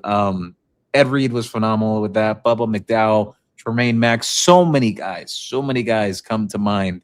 Tremaine was awesome. Came at the beginning of right when we were starting to turn the corner, but it seemed that way at the time. But no, he was a beast, and one that a lot of people don't talk about. But he on special teams, I don't think there was he both on the offensive and the defensive side. Eddie Arenas said Canes wear still have some Sean Taylor jerseys. We just got in the Sean Taylor jerseys, the white ones. We just got them and the Ed Reed ones from Mitchell & Ness. Right now we only have the small to 2X. They run big, but we just got those in and they this week. So we do have them in the store and online. We are working on getting some black ones as well. That'll be Adidas. But the super cool ones from Mitchell & Ness are now in stock. Let's see what we got. Off. Even that's if you get it on the app right now. Yep. Caneswear.com, Google, or Apple Store. Mario built a national bully. Yes, he did. Brad stopping by. Make sure to hit that like and subscribe button. Caneswear TV is building something special. It absolutely is. Thank you, Brad. Last night with John Michaels on Canes Culture. Phenomenal show. Great numbers. Expect big things. Those guys are awesome. Together, they're like the dynamic duo. Yep. Money Making Mitch, I'm just beyond ready for the season. They want to keep talking about all these other teams in front of us. Let's get it on and line it up. I'm with you, Money Making Mitch. And actually, I was talking about this with someone earlier today that I don't respect any national outlet that has Miami outside the top 5 in their preseason poll. Anyone who doesn't have Miami in the top 5, I take them unserious. That's my opinion. On Shark Tank says they're dead to us. I mean, not 5. That's ridiculous. Canes Cats Heat said Miami offered Tremont Isaac in the 8th grade. That is absolutely correct and accurate. Literally offered him the first week Mario got the job. He went to Central and then went to Jerry Williamson's Rise Preparatory Academy to offer. Yes, Jerry's done a great job of getting guys academically ready or even setting up. Like, I know he was involved in Armando Blunt's process too, getting Armando Blunt prepped and everything to get to college earlier and whatnot. So Jerry does a great job with those guys. Canes Cats, he also said Tremont Isaac, Neiman Lawrence, Stephen Moore, and Amir Sears. Yes, all those guys were phenoms coming out of Little League, actually. Rock and Rant said, good time seeing us constantly ranked number 7, and we are all very confident they are sleeping on the Canes, even with a top 10 consensus. Also love seeing ESPN dunked on for crappy 20-team playoff idea. Yeah, that was funny. How are we looking for the tight end, Peter Pierre from Chaminade? Very good. Miami's been recruiting him for a long time now. There was some deliberation way back, whether he was going to play offense or defense or whatever. I think it's very clear that he should be a tight end. But hey, you could be a good defensive player too. But I think he should be a tight end. So we'll see. They're going to host game day visits again, obviously, when we get here into September and whatnot. Maybe a little difficult at the beginning of September because they got like a Friday night game and a Thursday and everything. But Central Michigan, especially, they'll host a pretty good crowd. Money Making Mitch, which room do you think will be the most important this year? Most important, like pivotal. The linebacker room. No, I'm gonna lean with the just the defensive line room in general. Because to me, like, yes, you could have like good linebackers or your linebackers improving, but what makes linebackers' jobs easier True. is that front four, those defensive line guys that you have. So Justin Scott, Ahmad Moten, Damon Wilson, Marquise Lightfoot, Armando Blunt, just all those guys in general in that mix. Mm-hmm. I think it is pivotal. I think they are the most important to what Miami's doing this year. I know people will point out Mensa and the receivers and the offense and everything. I look at the D line first and foremost. Now that's a good point because last year's defensive line went side to side, so phenomenal, and that's what the teams from the '80s did, the Bermuda Triangle and others. And I thought were those great linebacking crews that went side to side. People, the Oklahomas in those days, the Nebraskas, who had like the fastest teams, they could not get outside. Maybe they did once early, and then we shut them down the rest of the game. Now, we had great linebackers, but we had also the great ends that would help those guys. And even last year, our strength was on the defense. I mean, nobody can get by them. So if people think linebackers were not as good as defensive line, we obviously stopped everybody. So that's a good point, Joe. Thank you for clarifying that for me. 36, CJ, how are we looking in B5's Bryson Wright's recruitment? I'm expecting Texas and Florida to throw serious bags at him. Yeah, but look, Miami's got money too. I got to clarify something to people. Miami absolutely has money in this NIL era. And Miami, look, as much as some people want to think at times that, oh, Miami wants to be cheap about this or that, they're not being cheap. There's just certain kids they have decided to basically pretty much tell to kick rocks or go somewhere else because it doesn't fit their culture or what they want to do. There's some kids that they just don't think the juice is worth the squeeze. But when it comes to Bryson Wright, that is a guy they do want. They absolutely do want him. Yes, Texas will be in the mix. Florida, Ohio State's not going to really be in the picture much anymore. Florida State's always a team to keep an eye on because, some of the family connections there that, that they liked Florida State and whatnot. But until Florida State gets serious as a football program, I think that's a non-factor at this point. So, yeah, I think Miami has got the best track right now of any of those teams to get him. But, again, a lot hangs in the balance. There's a chance that maybe Bryson does reclass. He is young for his class, though, similar to like how Armando Blunt was coming out of Dillard and when he went to Central for his last year and everything. But we will see. Regardless, Miami's in a good position early on, and that's just where it stands at this point. Giovanni Foster, hey Gio, I would love the Canes to use Pringle in the slot like Devon Achane for the Dolphins. I agree with you. That is a big asset from Gerard Pringle's game, being a +1 in the pass game. Like even just a split backfield, having a Gerard Pringle and Malachi Toney back there, and just the receiving options you have. So many mismatches. I would love to see for that a defense. Sometimes. Exactly. Lord Baconton said, where does Cam Pruitt and Kellen Wiley fall on the linebacker depth chart? And we'll be seeing them on the field at the same time, even if Pruitt covering Kellen Wiley rushing them. I think they'll be in the rotation. Mm-hmm. I don't know if they'll start out the gate, either of those two, but I do think they'll be in the rotation. Raymond Rodriguez said, well, especially like, let's say like obvious like third down pass situations, I do expect Cam Pruitt to be in the game. Absolutely. Raymond Rodriguez said, do you see any of the other freshman linebacker getting any real snaps or just special teams work this year? Carson Bush is really big, but I don't know if he's going to factor in this year. Jordan Campbell, great athlete. I think with him just getting more comfortable as a linebacker because he played more as a pass rusher coming out of high school. And with J.J. Edwards, I know Heatherman was super excited about him, like getting him as a recruit. I mean, they went super hard for him to pull him away from Rutgers. I know quite a bit of the backstory there. And even like some of the BS that Rutgers was telling that kid was crazy. But with him, I think it's more so just getting comfortable with things and also like just physicality of the game. He still needs to put on some size. So of those guys, I think maybe a Bush or Campbell, some special teams. If they do, maybe not. But I'd leave it at that. Yeah. Let's see. Do you think Malley takes a couple to the house this year on special teams? He was very close several times last year. It's just one was like a shoelace trip. Another was a defensive back sort of like ran into the path. It would have been a touchdown if he didn't. I think he at least takes back one this year. All right. But would like to see two, though. But I think at least one. Lord Bakington said, will we see Pruitt and Wiley on the field at the same time? That question just came.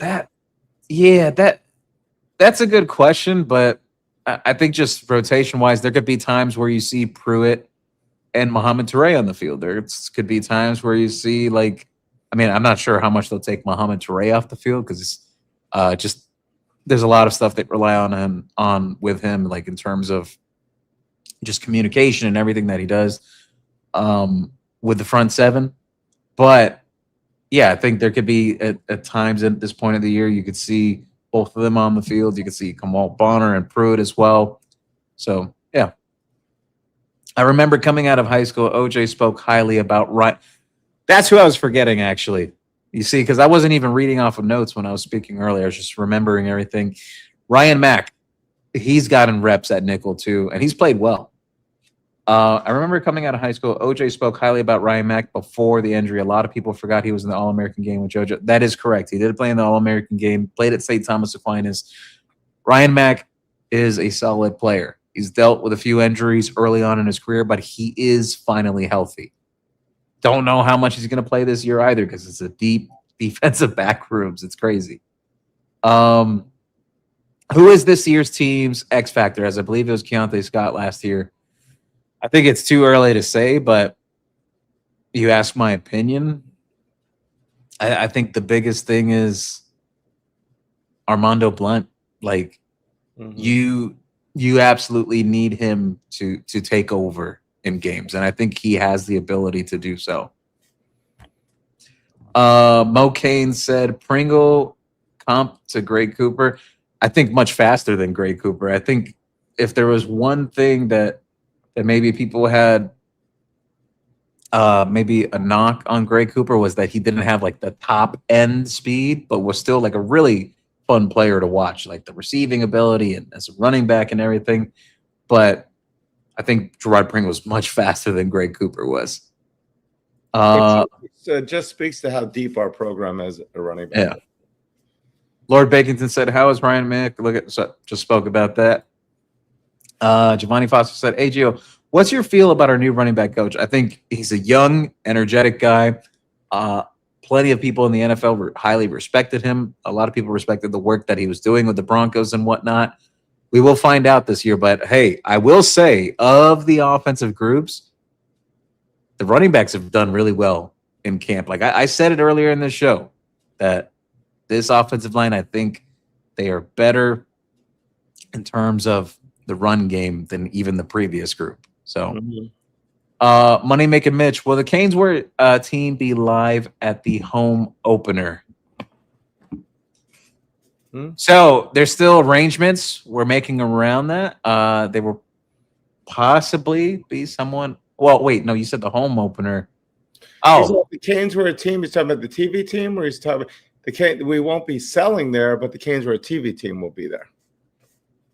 Yeah. But we won't be that we cannot sell on the property of the but we'll all be out there at the game. But the store will be open, of course. Canesware team will be in stadium. A lot to be you're going to be looking for interesting things you're going to find in that game. Canesware, the store, will be at the store. Yeah. I think that's let's see. Gio Kane said, Gio, are you concerned about Chase Smith in a starter role any? Well, a few things. Chase Smith has been healthy for some time now, so that goes a long way for a guy who dealt with several injuries when he first got here. The other thing, starting roles are not cemented even at the beginning of a year, because I'll give a great example. Like you look to last year, David Blay was Miami's starting D tackle along with Ahmad Moten early on in the last year, and then Justin Scott really started to get going in that back half and became the starter. So things can change throughout the year, but I do expect him to start at the beginning of the year. We'll see as things continue to progress, but he's played good in camp. Rock and Rant said Miami should actually do a jersey patch deal with orange Kool-Aid. The way I'm feeling about this team, run through the wall while team runs through the smoke. If Miami plays Texas with DBs, would you want to see? Who would you want to see guard Cam Coleman? In my opinion, Damari Brown. Not a bad choice. Not a bad choice at all in terms of Damari Brown. I think OJ would be a good matchup on that too. Howard Stern said, I got Colombian and Venezuelan woman ready to meet you. Come to the tailgate, Juan Manuel. High school football starts this week. West Boca is going to surprise a lot of people, and they're beating Carroll City this week. Whoa, Howard Stern's got West Boca beating Carroll City. Oh, man, we shall see. But when it comes to, how do I say it? West Boca, yeah. West Boca's got a lot of talent.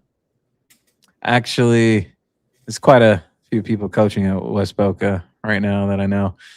Canes Jones, come on, Brett. We only take cash for gear, not the gummies for payments. In the words of Randy Moss, straight cash, homie. Geo, spit, don't swallow. That's what she's. Oh my goodness. We got to go to Canes. We got to put Canes Jones on his own show. He's got to get his own show here on the Canesworth TV network.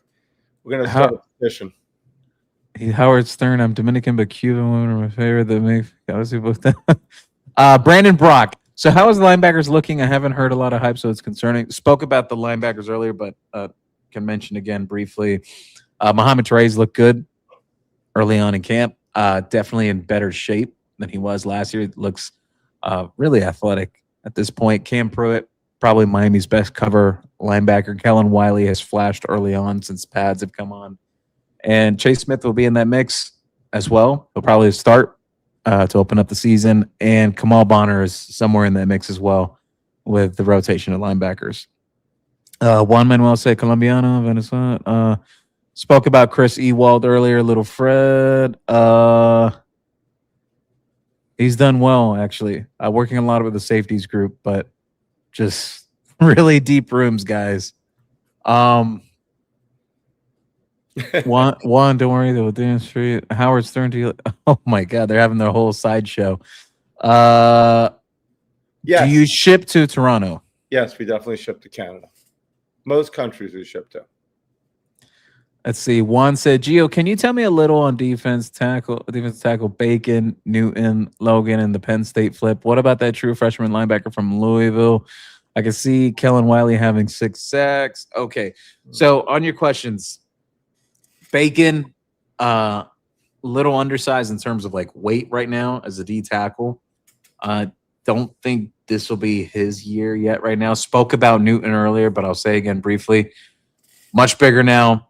Definitely impressive get off the line too as a defensive tackle. I think like as an emergency break the glass, like you need an extra D tackle for some games this season. I think he can fill in. I think the top group is mostly going to consist of, at least going into this year, Moten and Scott, obviously, Carter and Davis, and then like Armando Blunt will figure into that mixture too and everything. But if they do need another guy, I think Newton will probably be that next one, at least as of now. But Logan Nagel, physically, definitely looks the part, plays the part too in terms of the physicality. I think it's more so just developing his capability as like pass rusher from the interior side. And on your questions on the Penn State flip, that was Isaac Chikora. Great pass rush ability, undersized guy in terms of what you expect for a D tackle. He still has to get bigger, but I was actually a little impressed with him in the spring game. I just don't think he's going to be a guy that plays a lot this year. And on your question on the linebacker that came from like the Kentucky area, you're talking about Carson Bush. Arrived here a couple weeks ago. Looks great physically, but haven't heard much on him just yet. But again, people, please don't take that as like, oh my God, that guy's terrible. Gio's not talking about him. Like, it's not going to be like an exhaustive thing on every single guy every time. Hey, the danger is a trash compared to Venice. Oh man. Miami 21, Hurricanes 29. They're doing that intentionally. Aunt Dale said, any truth to the Big Ten rumors? Yeah, I think there's something you can substantiate from it that, yes, Miami does fit academically there. Yes, the other thing, too, is there are connections for Miami there to some historical rivalries they've had in their golden age of, like, you know, the 80s into 94, like mid 90s and everything, playing against teams like your Michigans and everything of that sort, but also the ties of like a Miami USC marquee matchup or a Miami Oregon. Those are big draws. Miami playing a program like Michigan, playing a program like Ohio State, playing a program like Penn State. There's a lot of big things to that. Miami's home games would be even better, but for the most part, above all else, we spoke about this extensively on a previous show, and maybe we'll bring it up again as things heat back up in September, because all those discussions about conference realignment and the Save College Sports Act, it's all going to heat back up in September. But money-wise, money rules all in terms of college football. It is actually absolutely a money business. So whoever is putting out the money for Miami, you got to go where it is. And look, I've said this before, I don't expect the ACC to catch up to the revenue that the Big Ten and the SEC can produce. Unless the ACC can pull a rabbit out of their hat and get some big marquee programs to come, I don't see it happening. I don't see the ACC catching up. I don't. And even on the question of like the playoff stuff of the ACC and the revenue and everything, from my understanding, last I was told on that is the playoff thing, like how Miami was able to take that whole pool of money, does not remain the same anymore right now. That's been kind of basically done away with. Let's see. Orlando is the new mecca for high school recruiting in the next 3 to 5 years. Watch so many people moving here from all over. That is true. There's a lot more talent coming to the Orlando area. Orlando, Jacksonville. Miami 21, Hurricanes 29. 36 said, any news on Antonio Thomas Jr., the edge from Carrollwood Days? He leaning Gators? I can't. Nothing really new on that front. Mo Cain's 4 RPO games should be nastiest for us this year. Absolutely. With the running backs Miami has, like that threat of the run game and with the receivers they have, yes, I agree. I think akin to that Cam Ward year in that essence with the RPO game. Keynes Jones said, Gio, you can't talk about special teams without talking about how the kickers look today. 62-yard field goals. Nice. Keynes Jones, I mentioned it earlier that Jake Weinberg's got a really strong leg. Juan Manuel, Dan Cilio says Miami to the Big Ten. How credible is Dan? He may have his road rage. Look, Dan Cilio, alumni, high time energy guy, especially being on radio and everything. I've seen stuff of Dan over the years. Yes. Look, I don't think he's entirely off base because, to be honest with you, I've been talking about Miami in the Big Ten for a long time now. It makes a lot of sense. I know people are saying, oh, but what about the SEC and everything geographically? I think people need to understand, like we talked about when we had that specific show about conference realignment, college football executives and TV executives, they don't give a damn flying you-know-what about geographical stuff. The only thing they care about is getting into big markets. The Big Ten would absolutely pony up to get a large southern market like of like the state of Florida and Miami, like the TV ratings they do. Yes, it's a big draw for them. Rock and Rant said, just because Florida, Texas thinks someone's worth $750,000 doesn't mean Miami has to pay something. If they think the Tesla is a Prius, that Florida thinks it's Tesla. Thank you, Rock and Rant. Absolutely. That's a good point. I mean, not everybody is just going to throw money at everybody. I mean, if you're not the Los Angeles Dodgers in baseball, teams usually have some kind of budget. Yeah. Rock and Rant said, just because Florida, Texas thinks someone's worth $750,000. Yeah, no, I already answered that. Any truth to the Big Ten? Spoke about the Big Ten stuff. Howard Stern said, Florida State is a dead program. It's the curse of Bobby Bowden. How they treated him like trash and they forced him to retire him. Well, Howard Stern, like I've said before, never say never when it comes to college football. And like, yes, I know Florida State's Miami's rival and everything, but never say never, because Florida State fans always said, "Oh, Miami's never going to be back. Miami's never going to do anything." No, they're dead. They're dead. They're dead. Never say never. I mean, they wanted. I mean, I hate to say this, but they did win a championship after Bobby left, and played for another one. So, Sergio said, "Gio, is there any truth to DeMarcus DeRoche decommitting from Miami Blues? Said he was hearing something." Look, here's the thing I'll share on that. I know DeRoche was a little banged up throughout the offseason and everything. I know Miami was looking at several other tight ends and whatnot. I think this is a year that both sides are going to have to feel each other out. I think DeRoche has a few things he has to prove on the field this year. So we'll see. I haven't heard too much on that at this point. I haven't dialed my ears in on like recruiting or asking people that have been around the program about it, because things are a little slow on that end right now when it comes to recruiting. It's going to pick back up when the season starts. Rock and Rant, Miami almost certainly will wind up in the Big Ten if and when the next realignment wave moves forward, but things have been crazy. Proposed laws and alliances changed by the day. Absolutely, Rock and Rant. Any insight on the kicking battle? Yeah, I mentioned several times, but Jake Weinberg has got a very strong leg. If I had to say, like, if someone has an edge right now, because it's still an ongoing thing, I'd say Weinberg. Juan Manuel said, "Do you think the Save College Act is in a coma?" Yeah, like in a mini coma, like that people will start talking about it again soon. Yeah, like things are going to heat back up in September, so we'll see. But I think there's just going to be so many amendments and changes and everything. I don't think any of that stuff is finalized yet. At least like to like put it in front of the Senate and everything. But concerned, but don't think it passes. What if Miami leaves the ACC? FC broken shape. Go Canes. Gio, Brett, how you guys doing? Fun prediction. Who you guys think will score the first touchdown of the 2026 season for Miami? I think someone asked this the other day, but yeah. I think I'm going to go with the obvious choice is Mark Fletcher, but as a running back, the wide receiver I'm going to say will be Josh Moore. Josh Brown bad. Josh Moore and a long pass is a possibility. I'm going to go on the safe end and say Mark Fletcher. Yeah. But on the off chance, maybe Jordan Lyle, coming in on that first drive. We'll see. Jay Musgrove, go Canes. Gio, Mario's produced a freshman All-American almost every season since being at Miami. Amazing. Who is your nomination on this year's team? I think J.J. Dunnigan.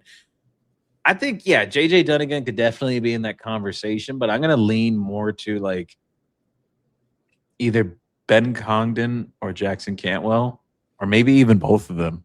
You imagine Mario having two freshman All-American offensive linemen? Like, that's a huge recruiting sell going forward. Like telling any offensive lineman, like, hey, yeah, I just sent that guy over there in the first round. The other one is going to be the left tackle for the Eagles next year. And Markel Bell. I got a Nez Cooper playing for the Jets right now. I got a couple centers that are still hanging out in the league too, like a Brockermeyer and Matt Lee and everything. And, it's getting a little ridiculous at this point, to be honest. Like, it's going to be more and more. So, yeah, I think that'll be a huge selling point. Cantwell on offense, and I think Don. I think that's a good call on JJ. I think he's going to have a Bryce Fitzgerald type of year. Rock and Rant said, Juan Manuel, I would be surprised at this point if it passes the Senate in September, let alone through the House and the reconciliation to get signed into law. Yep, it's just so much going on with that bill. We haven't heard from JJ. Is he a practice if you can? He's practiced. Seen him out there with the linebackers early on in camp. Lord Baconton said, DeMario when healthy is our best corner overall, especially tackle. I like DeMario a lot. Stay healthy. Just stay healthy. That's the key. He could be a really damn good player. Money Making Mitch said, I'm going to a couple of DJ Jacobs games out here in Atlanta to recruit him myself. Hey, the more the merrier, man. Bring him on the show once he recruits, please. Once he agrees. Let's see. One Manuel said, "Death to save college food. She doesn't need to save it. Let college football be the money." Oh my goodness. Brandon Brock. Yeah, Gio Justice asked the question about the linebackers. You just started talking about that. Oh, thank you. I saw the interview with Joel Irvinola. That's a big guy. Yes, he is. He's a large human being, as Mario says. Howard Stern said, "Still no athletic director. Nevin Shapiro." Still available. Well, I don't think that'll happen. I know there are certain sentiments about Nevin still to this day around the program, but on the athletic director front, I don't expect anything soon. And not only that, look, I think someone already tweeted about it, but I've seen some people asking, like they're like, "Oh, Jim Frivola has like a Miami Hurricane banner and everything." I literally checked it, like it was like back during the playoff, like when all the discussion heated up even more about Dan Radakovich. Mind you, said on this show and said on the Discord even since last season, like while the season was ongoing, that wasn't sure how much longer Dan Radakovich was going to be at Miami. But aside from that point, on the athletic director thing and Frivola and everything, he's had that banner for a long time. So for people thinking like, "Oh, he just changed it recently," no, he didn't. It's been up for a while. Mark Hockman from Cochran Crowder Solana also said on that post, he did say that he says, I would love that, but I said, Jim Mazar, as my college roommate and good friend, that is not the case right now. Yeah, no, he's had that up for several months. It's not just like. Also, Brody that put that up there said, "I apologize. I should have done my research better," and did apologize for that. Which you can jump the gun. You see it, you get excited. I mean, that definitely could happen. I think there was an Instagram page out there that did the same too, and some people started like getting super excited. I'm like, that's not accurate. I mean, isn't the president pretty much a pseudo athletic director right now? Pretty much, yeah. President Joe Echeverria, yeah. Well, him and guys like Rudy and others involved up in the administration level. Shout out to Rudy, by the way. Howard Stern said, "If Miami goes to the Big Ten, baseball dies." Yeah, Big Ten is not the greatest thing for baseball, but we'll see. Possum Jenkins said, "Why would the SEC take FSU and not Miami?" A lot of moving parts. The other thing with that bill that is proposed, the cap on 19 teams and conferences and everything, it's like, again, we'll see. A lot of moving parts, but I just don't anticipate Miami in the SEC unless I hear something entirely different at some point. I don't think that happens. Rock and Rant, ACC will never catch up to the Big Ten or SEC. I have a better chance of turning into Cam Ward. Yes. You're absolutely right, Rock and Rant. It's just, dude, like there's a large gap in how the revenue and everything is set up. It just, ACC will never catch up. Juan Manuel said, "Shocker, Notre Dame top 2 receivers are former lacrosse walk-ons, Faison and another lacrosse 5'11". Yeah, but Faison's a good athlete, though. I'll give him credit. The 2 Ohio State 5-star Graham flashes drops ball. I remember when Mylan Graham was at Ohio State. Quincy Porter still hurt, not cleared. Rock and Rant said, "Gio, you are correct. The playoff changes for 2026 and forward. Last year was a gold mine for Miami." Thank you. Yeah. Because some people I've tried to say that on social media. They're like, "Oh, we should just stay in the ACC and be the kings of the ACC and look at $25 million from the ACC because of the playoffs." It's not like that. That was nice. It was nice, but not going to be like that. Miami's got to go. Miami's got to get the heck out of Dodge when it comes to the ACC. I'm sorry, people. Unless the ACC brings in some big draw, I don't see the benefit for Miami to stay. Unless the ACC jumps networks and comes over to Canesware TV, we will be looking for a GoFundMe account. Money making Mitch. ACC brands are never all good at the same time. That's the problem. If Miami, FSU, Clemson, Virginia Tech, and maybe a Louisville and SMU were all good, they'd rival anybody. Good point.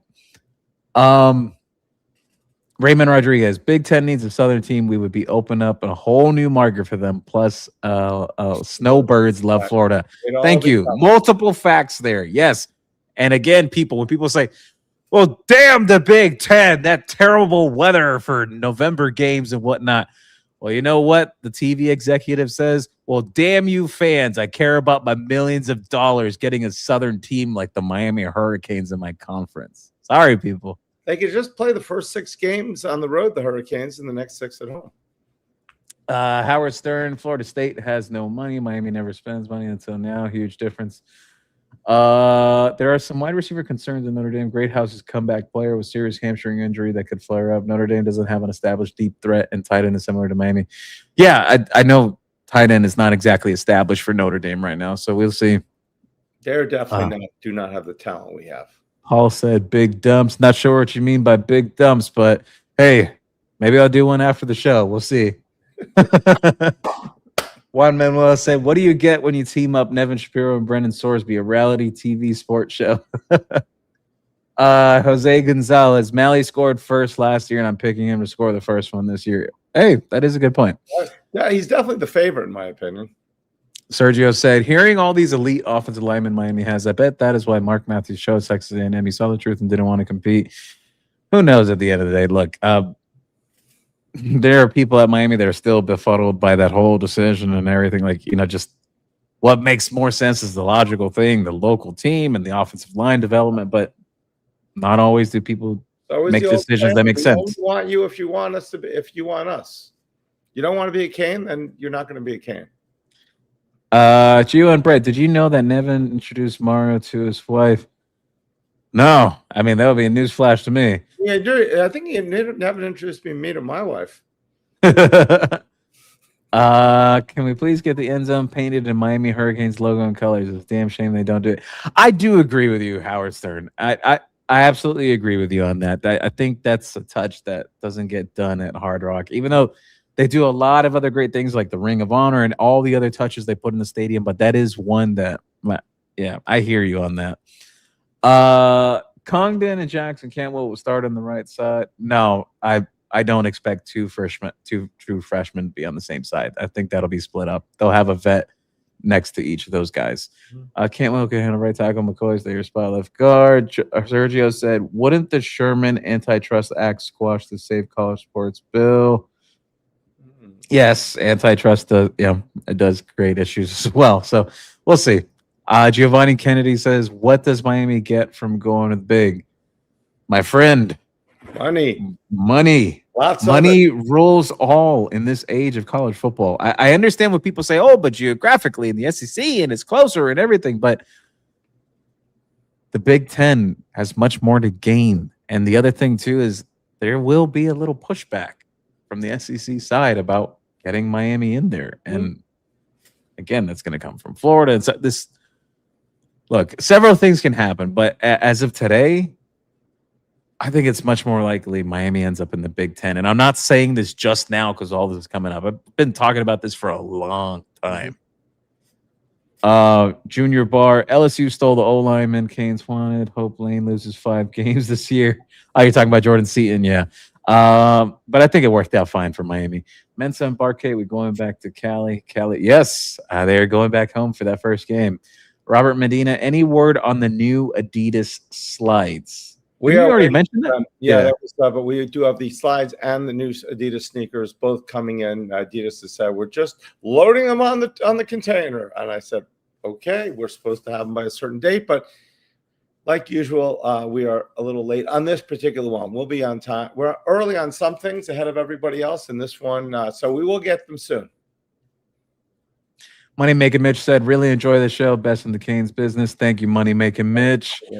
Sergio said, Gio, we need to do a Stanford versus Hawaii live stream in week 0 to get ready for the Miami game. Hey, that's a good idea. Yeah. I actually do agree with that. I mean, I know with some copyright stuff, it'd be difficult to put the game up on here, but even watching it and talk about it, that is a good idea, actually. Howard Stern, I'd rather go to the SEC, but money talks, no boring Big Ten. Got my rooms booked for Charlotte and Vegas. Sweet. Hey, nice. Giovanni Kennedy said it would cost UM fans a lot traveling. What do you think? Yes, it would. Some of those Big Ten matchups. But at the same time, it's just where college football is headed, man. Look, I hear you. I hear you. For some fans, it's not the most ideal thing, but the trade-off I'm going to say, you're going to have much better home games being in the Big Ten. Absolutely. Like, could you imagine a home game at Hard Rock? You're playing Ohio State 1 week. 2 weeks later, you're playing a Penn State. Maybe later on in the season, you're playing Oregon or Miami, going to a game to like play USC. Like that's a big draw, man. I'm just saying. So there's a little bit of a trade-off. Maryland, Rutgers, and all the other ones on the road. And last two questions of the night. Let me ask about the 47 jersey. While Otis Anderson was my favorite player growing up, I think on blanks we probably can get 47, so we'll look into that. Obviously, Michael Irvin and Otis Anderson. Yeah, I was going to bring that one up. First, talk about Michael Irvin. And then Juan said here, Juan, you're the last question of the night. Miami's 4 games are perfect for 2 giant true freshmen to start. I absolutely agree. Then relayed Rodriguez, McCoy, Sampson are veterans. Think Mario has confidence both Congdon and Cantwell to start versus Stanford. I agree. I do agree. I think it's a good scenario the way the schedule shapes out to work out some kinks with the offensive line. And great show, fellas. Appreciate the info and Q&A. Hope to see you guys at Wake or Clemson during the season. I am thinking of going to the Clemson game, guys, so I might see some of you out there.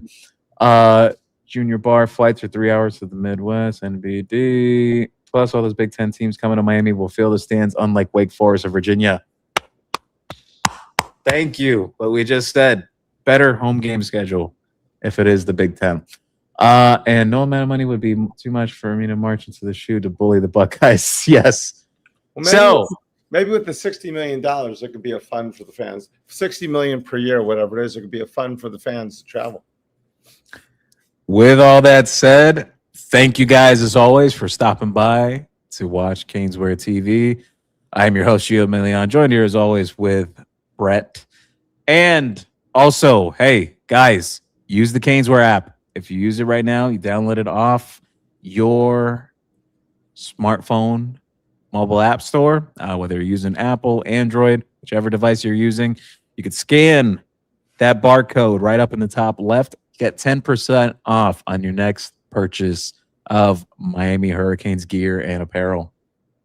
And remember, if you are subscribed to the channel, hit notifications so that way you go ahead and know when the shows are on. Tomorrow we have Miami Mayhem with Alex Rivera and DJ Quick, DJ Quick, on at 7 o'clock. And 8 o'clock we have Andy and Benny and the boys. Both are going to be awesome shows. So check those out. We're excited to see them.